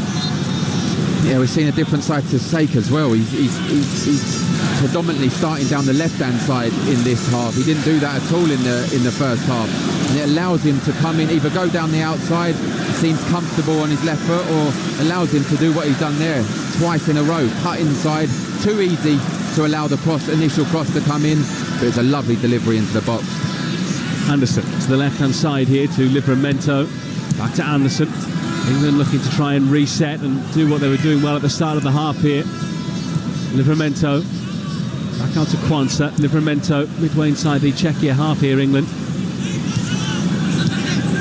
Down the left to Hutchinson. He's really looked at home over on that side. His natural side, but you rarely see it with wide players these days. But from Czechia up to the halfway line, they've got 4 forward here. England only have 3 back, but a poor ball doesn't make its way through to Sake, and Gray intercepts and carries it forward for England. Driving into the middle of the field now. Hutchinson, edge of the area, fires one, didn't really catch it, hit it really low in fact, and it was blocked on the edge of the penalty area. This game is certainly opening up. I think it was Fila chose the wrong option. may have been Danek down the right-hand side, was open. He opted to try and find Sake. It was under here, and then down the other end, and Hutchinson with a weak effort. But as we said, they have to come out. If they're 2-1 down, they have to try to create something, which is going to open up gaps for these England players. The games I've seen in this competition so far, cramp has been a big factor, of course, at the end of everyone's long club season. Interesting to see what changes and when Lee Carsley decides to make here for England. Stay together was his cry out there to the team just now. We didn't have it with Gray on the halfway line in the right back position. Scott, back to Cresswell. Play it square to Quansah, but goes back to Beadle. To Quansah now on the left-hand side. Cresswell. Into his own penalty area here. He's looking up and wants to play that ball a bit further forward, but plays it square into Gray. He goes back to Beadle, whose first touch put him under pressure, but England zigzag their way out of trouble. Quansah towards halfway. Anderson makes himself available, but Quansah spins and goes the opposite direction and carries it into the Czech half. He's taken on 3 here. Quansah still going. Plays it out to the right-hand side to Elliott. Quansah stays forward in this attack. Now trots back as the pace is just taken out of it here for England. I think England want to play this game at a higher tempo, at a higher pace, but they just don't really have the space to operate in that fashion. No, it's been a great shape by Czechia players, and I agree with you. They just need to take the sting out of the game at the moment, take the sting out of the Czechia progress, especially in the last 5 minutes. Hutchinson on the left wing, running at Hadash, his cross. England claiming handball there, but the referee doesn't react. Livramento left corner of the penalty area. He trots into the box. On the outside of it is Hutchinson. Anderson trying to cross from a deep position. And there's a Czechia player in a rather delicate area. Not a head injury, but the referee opted to stop play. Yeah, Murray Hutchinson still claiming a handball from the initial one. There's no sign of a VAR check or nothing. Yeah, he gets a... Oh, it might have winded him, in fact. I think it's come off his chest. The winger, Krzysztof Danek, who's gone down. Yeah, it's not the nicest of feelings, getting winded. Boss watching on, wondering whether he might have to make a change here.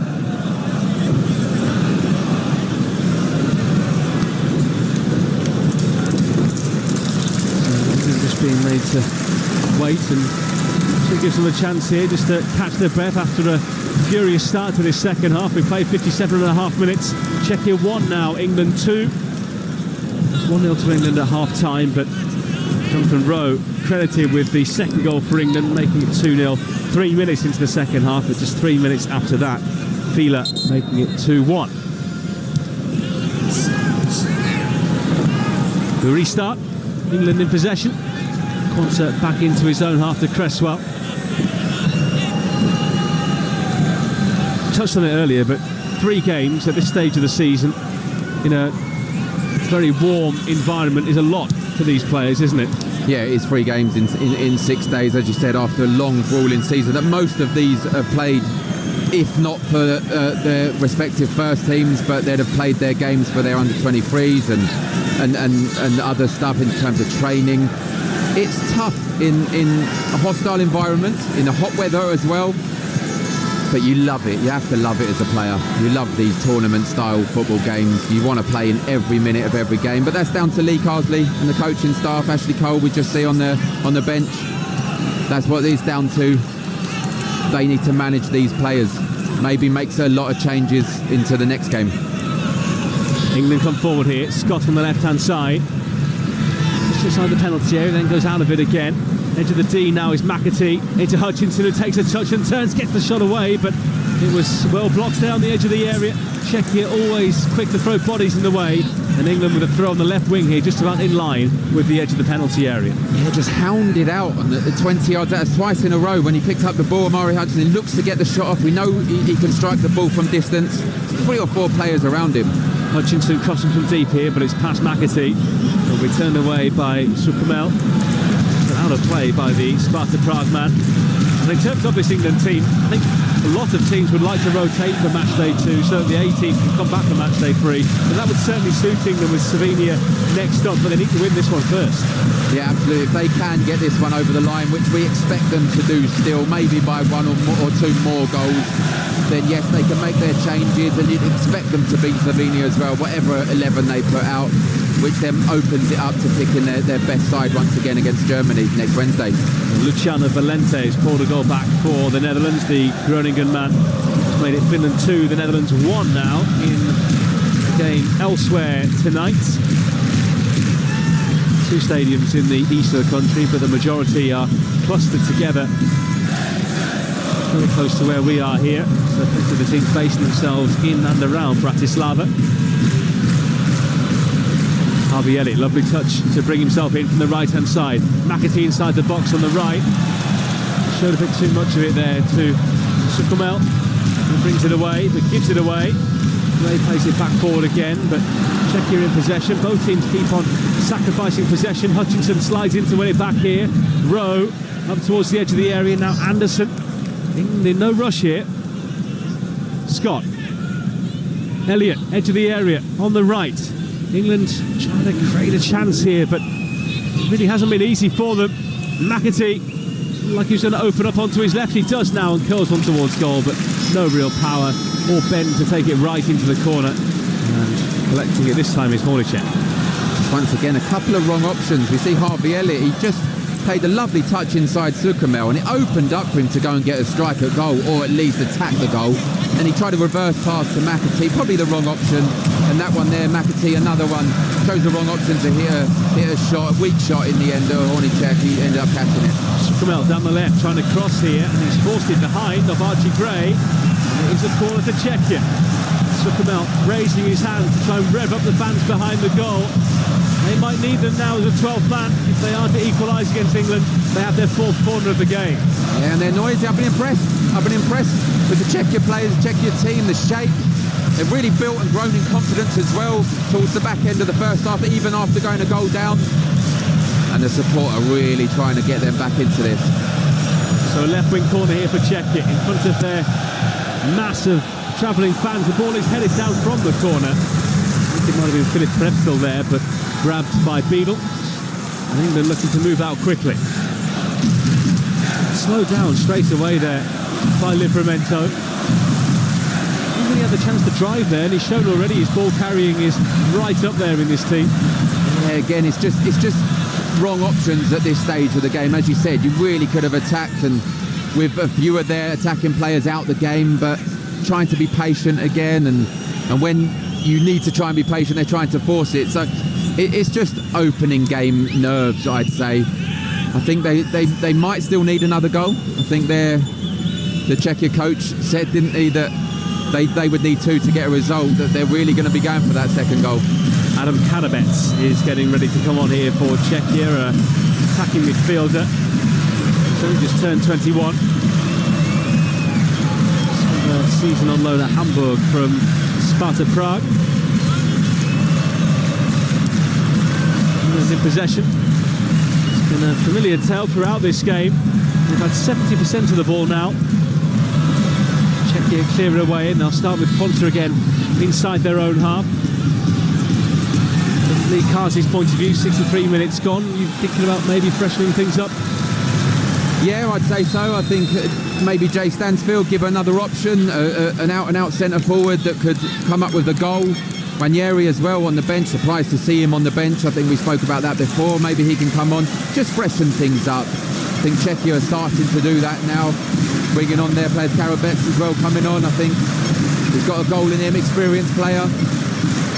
So I'd expect to see England make some changes soon. Well, Daniel Fila has come off here for Czechia to be replaced by Kadabets.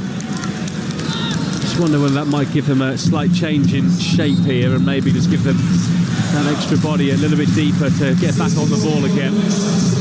Hutchinson here for England, inside to Scott. Now the space for McAtee on the right. He's got Gray flying past him on the outside. Elliott takes it, right corner of the penalty area, scoops it into the middle. McAtee helps it on. Oh, England just trying to be a bit too clever. Back out to Anderson. Livramento, edge of the D, trying to curl one. was blocked there by the defender, Chalupek. Back out to Gray. Elliott firmly fixed to this right wing at the moment. Anderson, midway inside the Czechia half, to Gray in the right back position. Elliott's being able to really express himself as much as he would like in that position. I guess it's a problem for whether it's he or McAtee who's furthest wide, because neither of them really want to run with the ball and drive at players. They want to be able to come inside and play little reverses. Yeah, that's exactly right, into their favoured left foot as well. And Amari Hutchinson would be the same if he was out there. They're really good at interchanging the England forwards. We've seen that, and I'm sure we'll see that a lot more in the games to come, in the end of this game as well. But yeah, it's been a difficult opener at the moment. I think they need another goal. Well, the Czechia coach, Jan Suchaparek, said that their camp and preparation was very good, and he thinks that their team is strong enough to be competitive against anyone they face in this tournament. But he said in order to be successful for them, they're going to have to put in a performance that will perhaps be even beyond the possibilities of the players that he selected. So no pressure. They're really going to have to up their levels here if they are to equalise against England. Let's hope that weren't his team talk then. Here's Gray inside the centre circle. How to build confidence, eh? I love you lot, but you're not good enough. Maybe slightly different. Maybe in your playing days when social media wasn't so much of a thing, but the ball played forward here to Rowe, takes it outside the penalty area, comes back out to McAtee. He's being marshalled by one of the defenders here, pushed wide by Spasil. Harvey Elliott, Anderson, England work it back out, and Gray on the halfway line. I was just going to ask you, with social media and journalists posting quotes and everything from press conferences and interviews now, are players really checking into that? Are they curious about what the coach is saying? Some will. Look, I've always noticed throughout my career, it was the start of social media. The ones that went to the very, very top didn't let any of that affect him. Didn't really care for what was said, whether it was quotes from the management, quotes from players, supporters, and that's that mental toughness you need. But I've certainly seen players, and I was probably guilty of that myself, that took it a little bit to heart, and then you don't end up getting to where you want to get. So I'm sure these players know exactly how to handle the social media side of things. A lot of time to kill in those hotels, though, in tournaments like this, I'm guessing. FIFA. Just take your PlayStation, get FIFA going. They've got everything, haven't they, in the hotels? They don't even bring their own pool table, not the players, but pool tables, table tennis. They'll have everything. Do well to check that in. Might have to pay a bit extra with Ryanair for that. I think England have showed at the tournaments they've had, whether it be the seniors or the age group ones in recent years, they've really equipped the players with everything they could want to use in their spare time. It'll be dartboards now. I tell you, it'll be dartboards. You can get that through Customs. England making changes and attacking ones as well. Jay Stansfield is going to come on. And Ethan Waneri is going to win just his third cap. They will come on here and they will replace. Looks like James McAtee is going to be one of those to make way, and Jonathan Rowe as well. He might be one of those maybe whose position could be under threat in that Germany game. Yeah, you'd have to say, look, you got a feel for Jonathan Rowe. It's not his natural position. He's asked to do a job. Liam Delap being out of the squad, he gets a number 9 shirt. He was arguably involved in the second goal. He's been credited with it, but I think that once they review that, it will be an own goal from Hornicek. But I think, depending on how Jay Stansfield does, I think it could really be a telltale. Ashley Cole's really getting himself in a scrap here with the fourth official. He is Lee Carsey's assistant, but some confusion, I think, about the substitutions, and the fourth official beckoning him over there by name. Makes it slightly easier when it's been an elite player who's one of the coaching staff, but eventually Stansfield does come on. The fourth official not at all happy there with Ashley Cole and his administrative duties. You might still be able to hear on the effects microphones we've got around the pitch that the fourth official, who is Simone Sosa of Italy, is telling Ashley Cole that he's made a mistake with the electronic board. The Italian not prepared to take any responsibility whatsoever, and the UEFA official now asking Ashley Cole to sign some extra paperwork. What is going on? Brilliant. McAtee and Rowe are the players who have gone off, and Waneri and Stansfield are those who've come on. And McAtee is handed over the armbands. Whether they've played well or not, one thing you can never argue about the likes of McAtee, Elliott, Hutchinson and Rowe, they've tried to make things happen. Oh, they don't shy away. They don't shy away from the ball. Always available, always wanted it, always trying to create. And look, sometimes these flair players, they're going to have bad games or they're going to make bad decisions because they're trying the unexpected. And all of those players that you mentioned there, they do try the unexpected. Match winners on their day, on form, sometimes can make the wrong decision, but I think they've done well. Final 20 minutes here in the town of Treda. England with a slender lead. They'll be more than happy to end their first game with this scoreline if they can hold on. I think they'll be happy with another goal in the next 5 to 10 minutes, just to ease and calm the nerves. Because Czech players will certainly be trying to get something. It'll be an unbelievable result for them if they can get something out of this game. Ethan Waneri, who played 37 times last season for Arsenal. He made his debut at the age of 15 when we saw him come on against Brentford. That was almost 3 years ago now. Time has flown by.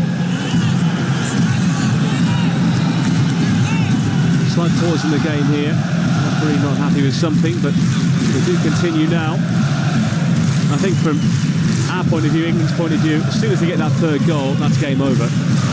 Yeah, I think that will ease the pressure, wasn't it? The nervousness towards the end of the match. If it's the last 5 minutes and it's staying like this, I'm sure we'll see a couple of the big players going up top, trying to get back in the game, trying to hit that equaliser. I think Lee Carsley will be pleased to see his team go 3-1 up. Great. It's back here to Cresswell, across to Quanta, Livramento, to Anderson. Just to hook it high and hook it forward. It's partially cleared away. No look pass there from Harvey Elliott. Hutchinson. Elliott now on the left-hand side. Livramento flying forward to get up with him. Livramento couldn't quite receive it inside the box, but it's out of play for an England throw. It's 10 yards up from the corner flag on the left-hand side. He's got some energy, Livramento. We've seen that when he plays for Newcastle. Up and down, great engine. It allows Archie Gray, just sits there and allows him to do that. Elliott now wearing the captain's armband for England. McAtee having gone off. England seem to be in that situation now where they're not trying to force a third goal. If the opportunity comes for it, then great, but possession seems more important to them. Yeah, it seems to have been that way the whole match as well. And as you said, once they create an opportunity, they need to take it. Because they will, last 5-10 minutes, we'll certainly see a couple of bigger players go upfield. Oh, wonderful skill by Ethan Waneri into the box. Ethan Waneri could have finished it there, fires wide. It goes behind for a corner, but a glimpse there of what the Arsenal man is all about. Wow. Straight away, as soon as he comes, drops his shoulder, nutmegs Sukamel, comes immediately onto his favoured left foot. It's good sliding challenge in the end. I think it was Spatial that just made the challenge, but already a glimpse of his talent. Makes you wonder why he wasn't starting this match. Moving around with some shimmer as well. He's got a great pair of boots on that look very similar to those old Mercurials that the old Ronaldo used to wear back in the day. And he nearly finished off in spectacular style there. It is, though, a corner to England. 73 gone. They lead by 2-1 as Cresswell tries to get his head to the ball, but Czechia clear. Back out to Anderson. To the left-hand side it goes into Scott and back to Anderson again. Livramento's inside the centre circle. Gray is outside of it on the right-hand side. Elliott fires it forward to the edge of the box. Finds Waneri. Gets it out of his feet, shifts it to Hutchinson, who tries to curl one. Blocked behind, England with another corner, and they've suddenly just upped the ante here. Yeah, they've handled this situation really well. Amari Hutchinson coming in onto his favourite left foot once again. And as we said before, we know he can strike them, but they are shutting him down as quick as they can. This time it was Prebzel with the block, not allowing him any opportunity to pick his spot. Deflected that one off for a corner. Corner that England are desperate to try and force home. They had the best attack across qualifying for the Euro, having netted 41 times. They've failed to score now in just one of 26 competitive games.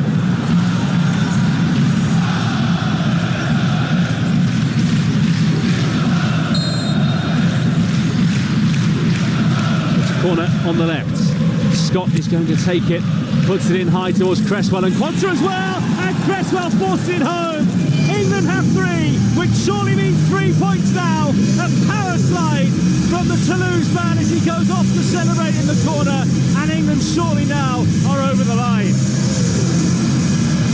That's what they wanted. That was the goal they wanted. That's the goal they needed. Lee Carsley's men. And it was the number 5 against the number 5. It was good movement from Cresswell. It was up against Chalopek, and he just wanted it more. The desire to get on the end of that. He out-jumped them all. And it's a lovely head. It's a good ball. Alex Scott right into a dangerous area. It just showed more desire, more hunger to get on the end of that. Leapt above everyone, and it's a lovely header into the corner. Hornicek stood no chance. The former Leeds man climbed so high there. The man who's been involved with the 21s for many a year. He was an unused substitute in the final 2 years ago. He's going to be a firm fixture in the team as long as England go on this year. And he's got a goal here for England to make it 3-1, but this goal is being reviewed. As they always do. Maybe they're looking at, I think Amari Hutchinson was on the line, it didn't touch him. I don't see this any reason to be ruled out. It's good movement, good delivery, good header. Arguably he was getting held by Chalopek, but for me it's a good goal. 3-1 to England, that's what it should say. And England, having made it 3-1, are going to make a change here. Sam Illing Jr. is going to come on. He hasn't had a great season really. He was at Bologna in the first half of the season on loan from Villa. Second half of the campaign on loan at Middlesbrough. Edged off into a mid-table finish in the end for Michael Carrick's side, who lost their manager in the end. But Illing Jr. here, formerly of Juventus and Chelsea, is going to come on, and he will replace Amari Hutchinson. What have you made of him tonight? Probably England's best player in terms of his attacking threat. He's an exciting player, gets bumps off seats, doesn't he? Runs at players, very positive. In terms of in front of goal or chances, not really happened for him. A couple of blocks. But yeah, I've been really impressed. I think we'll certainly be seeing him in the next couple of games. I think he'll want to play every single game. Been impressed with him tonight. Illing Jr., who was 2022 Under-19 European Championship winner with England. He will try and help the young Lions and age group up here.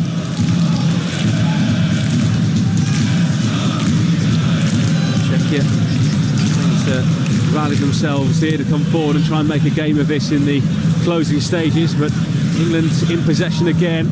Anderson couldn't quite help it. I didn't fancy the challenge there against the midfielder Stransky. Danek played wide to the right-hand side by Vidra here for Czechia. They've got 2 inside the box. One of them is mistake. Danek was getting in there as well. Stansfield trying to put himself about, but can't get a touch of the ball for now. Czechia have it down the right-hand side. Prebzel fired across and came through a few bodies there, but Beadle went down to grab it. No problems for England.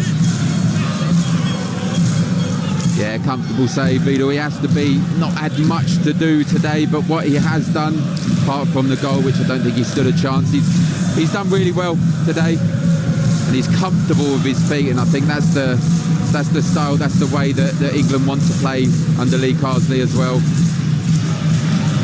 Cresswell hammers it away here for England downfield, looking for the run of Harvey Elliott. Is Elliott the man you expect to be in Liverpool next year? I think he enjoys it, I think he likes it there, but no player likes not playing as much as they feel they deserve, or they should be, and we've heard him speak about this before. He wants to play every game. he accepts he's at a top club, I think we might see him move on, whether it's permanent or a loan for the season, because a player with his ability needs to be playing games. I think this tournament as a whole is as much maybe of a talent spotter's paradise as it used to be, given all the data and video available now. Do you think if you are a player who is playing at this tournament and you have something about you probably could have been spotted for your club already? Yeah, of course, but nothing beats actually watching the player in the flesh, showing what they're about, showing what they can do. Data and analysts can say and look up what they want.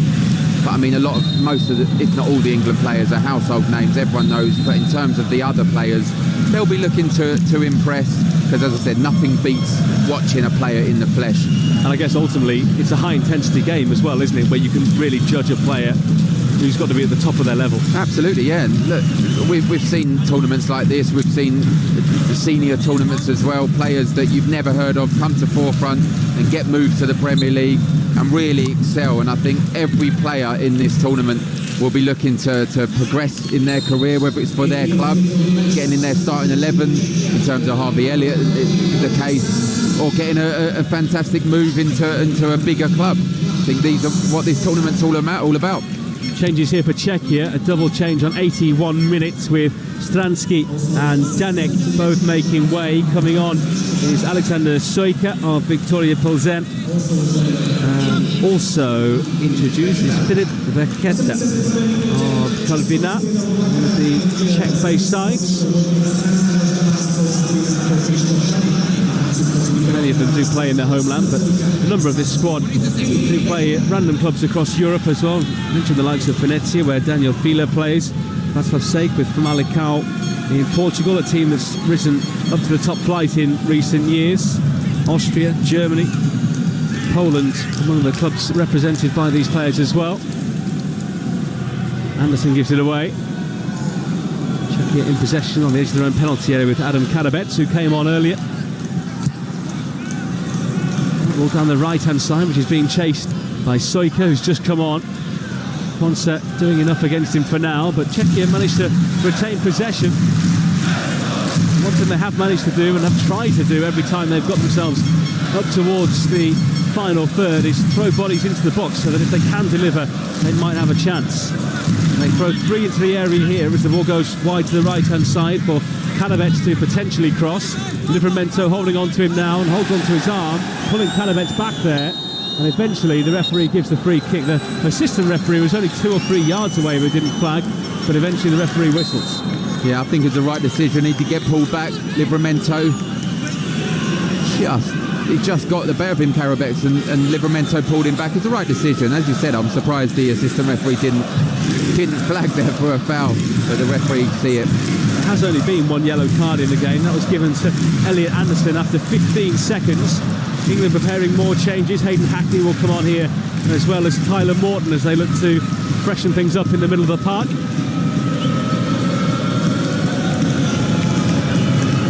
James Beadle just trying to rev up his side in front of him here as they prepare to defend this free kick, which is deep and long. Goes behind off Anderson, or so it seemed. It was being challenged for there by Karol Spacil as well. And it's being given as a goal kick here to England. And there is a potential penalty check. Well, I agree with you. I don't think it's a penalty from what I see, but it certainly looked like a corner off Elliot Anderson at the back post. Just seeing a replay of England's third goal to prove that Omari Hutchinson was onside. Now these England changes will take place. They are going to take off Elliot Anderson. A yellow card, which makes sense. No need for him to get himself sent off in the closing stages should he need to stop a Czechia attack. And also making way is Alex Scott as well. Solid performances from both of those? Yeah, both really well.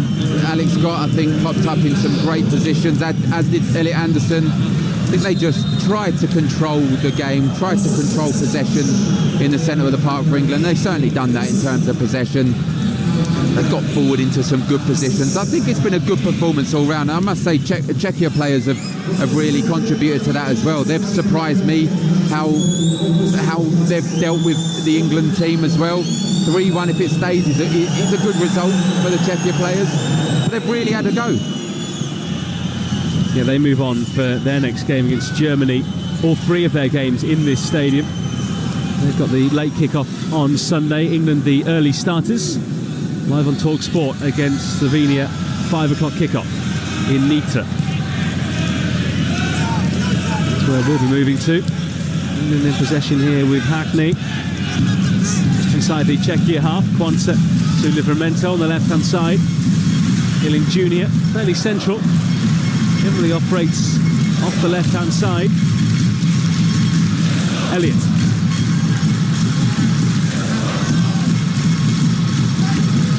The only player of the front 6 now who hasn't been replaced and won't be as well, with England having made all 5 of their changes.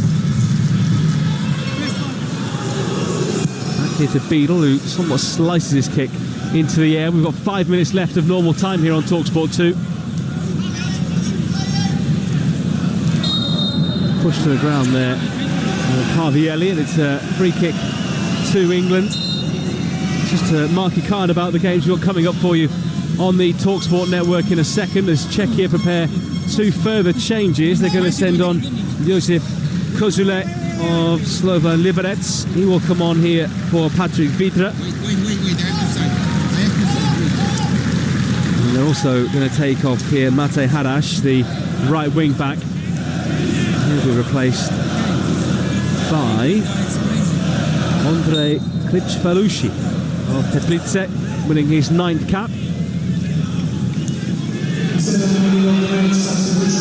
So double change for Czechia, who surely know they're beaten at this stage and probably just want to give 1 or 2 of their regular starters some rest ahead of that massive game that it is for them now against Germany. Hilling Jr. Back to Elliott. Talksport exclusive at 7:30 on Sunday. That's after we're done with England's second game. It's the Soccer 8-11 against England. That is at Old Trafford. Ollie Klink and Jason Cundy, your commentators for that one. And then the Club World Cup comes into play as well. Sunday night, Joe Shannon and Scott Minto will bring you Paris Saint-Germain, the champions of Europe, against Atletico Madrid. And then Monday night, it is Joe Shannon and Scott Minto once again with Chelsea against Los Angeles FC. Wednesday, Manchester City against the Moroccan side, Wydad Casablanca. Perry Groves and Ian Danta on Talksport 2 for that one. We've also got the other England game to bring you on that night. England against Germany. Thursday, Inter Miami against Porto. Kevin Hatchard and Perry Groves will be with you for that one. And then Friday, it's Chelsea against Flamengo. Once again, Joe Shannon and Scott Minto, who are going to be very friendly by the end of that tournament.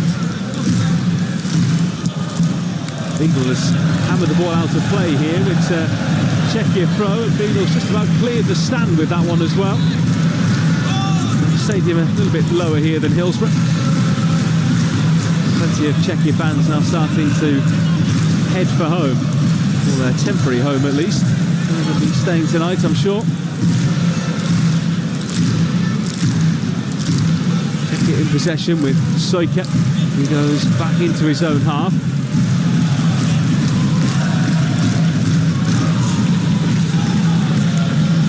Down the left-hand side now, they come forward with Kličvaluši, who's just come on.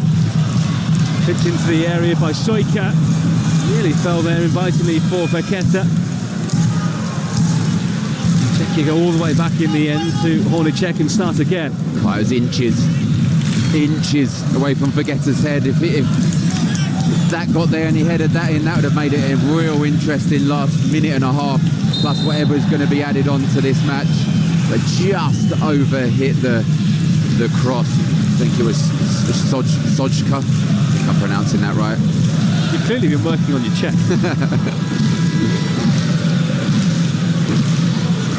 So it is a free kick here to Czechia on the left-hand side. Just to go through some of the stats. England have actually only had an XG of 0.88 in this game, 1.46 for Czechia, if that's your thing. 71% possession for England, 14 shots, 6 of which have been on target. They've scored with 3 of them. 10 shots for Czechia, 6 of which have been on target as well. But only 1 goal for them. That's why England are surely going to run out 3-1 winners here as we enter the final 40 seconds of normal time. We saw that early flash from Ethan Moneri, didn't we, when he came on, but hasn't really been able to get on the ball too much since then. No, it's been quite difficult actually. England just trying to see this match out now that after they got the 3rd goal. Czech are really struggling to create anything at the moment. I think if we needed a goal, then perhaps we'd see more of Moneri getting onto the ball and more of his attacking threat. Probably a good 4 or 5 minutes to come here of added time. Moneri trying to hold on to it. He can't. Czechia come forward, scoop forward brilliantly here into the penalty area, and a chance for them. It was struck towards goal by Filip Veketa, and Beadle patted it away before grabbing it at the 2nd attempt, and that could have made things interesting as we enter 5 minutes of additional time. That's a big chance going into added time of 5 minutes. Just didn't get the right connection. Bit tentative his effort. Done everything right, cutting onto his favoured right foot. Vegeta just under-hit his shot, and it's comfortable in the end for James Beadle. Could have been a real interesting last 5 minutes. Come out back here into the path of Prepsil.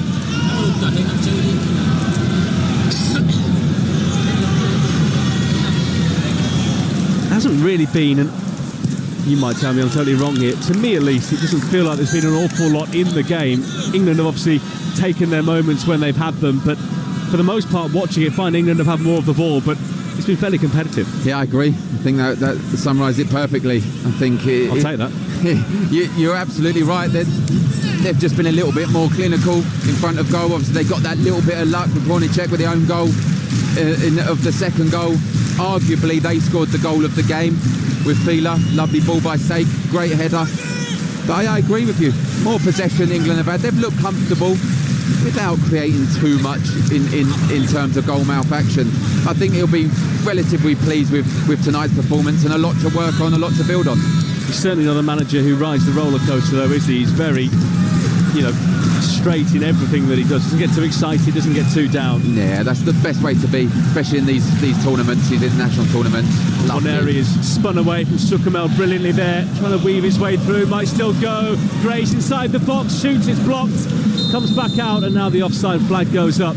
I went to West Brom in March to see the 21s play Portugal there, and Moneri scored a brilliant goal. He just glides around the field. He's so nice to watch as a footballer.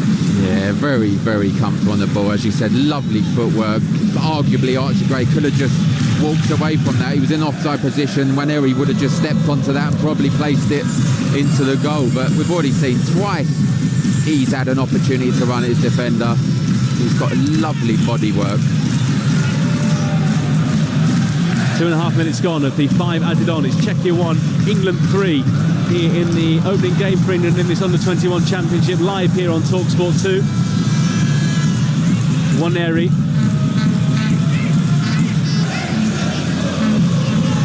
Took a little pirouette of his own there in the centre circle. No one could get the ball off him. Here's Gray. Lovely turn there by Stansfield, who leaves his defender behind him. A man who had so much pressure put on his shoulders at the start of this season when he moved to Birmingham City for a fee in excess of £15 million in League One. He'll be playing in the Championship this year. But you would imagine he might be one of those to come in against Slovenia and start the next game. Yeah, I think so. I think he needs to change it up a little bit. I think it was a quiet game from Jonathan Rowe. As I said, felt for him a little bit. It's not his natural position. Jay Stansfield will certainly feel he deserves an opportunity to show what he's about. First real time we've seen him have a touch today since his arrival, and it was a lovely touch at that. Czechia in possession late on here with Alexander Sojka. With Kalabets, who helps it up the line, but out of play it goes. England with a goal kick, and that will just about be that with a minute left on the clock here. What have we learnt about England tonight? What can they take forward as a group into the next game? I think obviously the result is a good result. It was a difficult game against a difficult side to play against. Real good shape. They've just run out of steam, run out of huff and puff, the Czechia team. And I think that just the sheer patience that England have shown and the clinicalness when they had their opportunities, I think they can really build on this. And going into the Slovenia game, I think, look, we expect them to win that again, and then we'll look to the Germany game next Wednesday. I think he'll be pleased with the performance, and it allows him to change this up now on Sunday. And on the face of it, at least, no injuries either. Clean bill of health, no suspensions, no problems. Full squad to pick from. Yeah, absolutely. That's always a bonus. The last thing you want to do, especially in the opener, is pick up any injuries. I mean, we had a booking, didn't we, in the opening 20 seconds, which is a bit frustrating. Nothing since, but it's always good to not pick up injuries and get through clean bill of health. Everyone rest tomorrow. The players that didn't play, give a little bit more in training and look towards Sunday. Well, those Czechia fans still making plenty of noise, proud of their side's efforts tonight in the game. I'm sure they weren't expecting to win, and a game that ultimately England have won. The Young Lions off and running here in Slovakia. 3 points after 3 goals on the opening night for Lee Carsley's side. They led after 39 minutes through Harvey Elliott. Jonathan Rowe was claiming a second goal 3 minutes into the second half, but in truth it was a massive mistake from Lukas Hornacek, the goalkeeper, who pushed it into his own net. Things were made interesting just a few minutes later as Daniel Fieler reduced the deficit to 1. But a towering header from Charlie Cresswell made the point safe for England. 14 minutes from time to give us a full-time score here at the DAC Arena. Darren Ambrose of Czechia 1, England 3, and it is job done. Job done, exactly right, and that's what they wanted. Performance-wise, good, nothing special, good, but as you said, got the job done. 3-1. They go into Sunday's game full of confidence that they can play reasonably well and get a good result against, as we said, a tricky opponents in the Czechia team. They impressed me today as well. But Lee Carsley is going to be really happy with walking away 3-1 victors, going into Slovenia, can make some changes, exactly what he'll want, and then the big one next Wednesday. Yeah, some sweaty looking players out there. It has been an energy sapping night for England. Very happy indeed. They've got the victory, they've got the 3 points. The first, we'll be hoping, of many as we follow their journey here on Talksport and Talksport 2 throughout the tournament. Tonight though, they are victorious. Over on Talksport in a couple of minutes, it's the Sports Bar with Jamie O'Hara and Jason Cundy. Get your calls in on 03717 223344, while here on Talksport 2, it's My Sporting Life with former England boss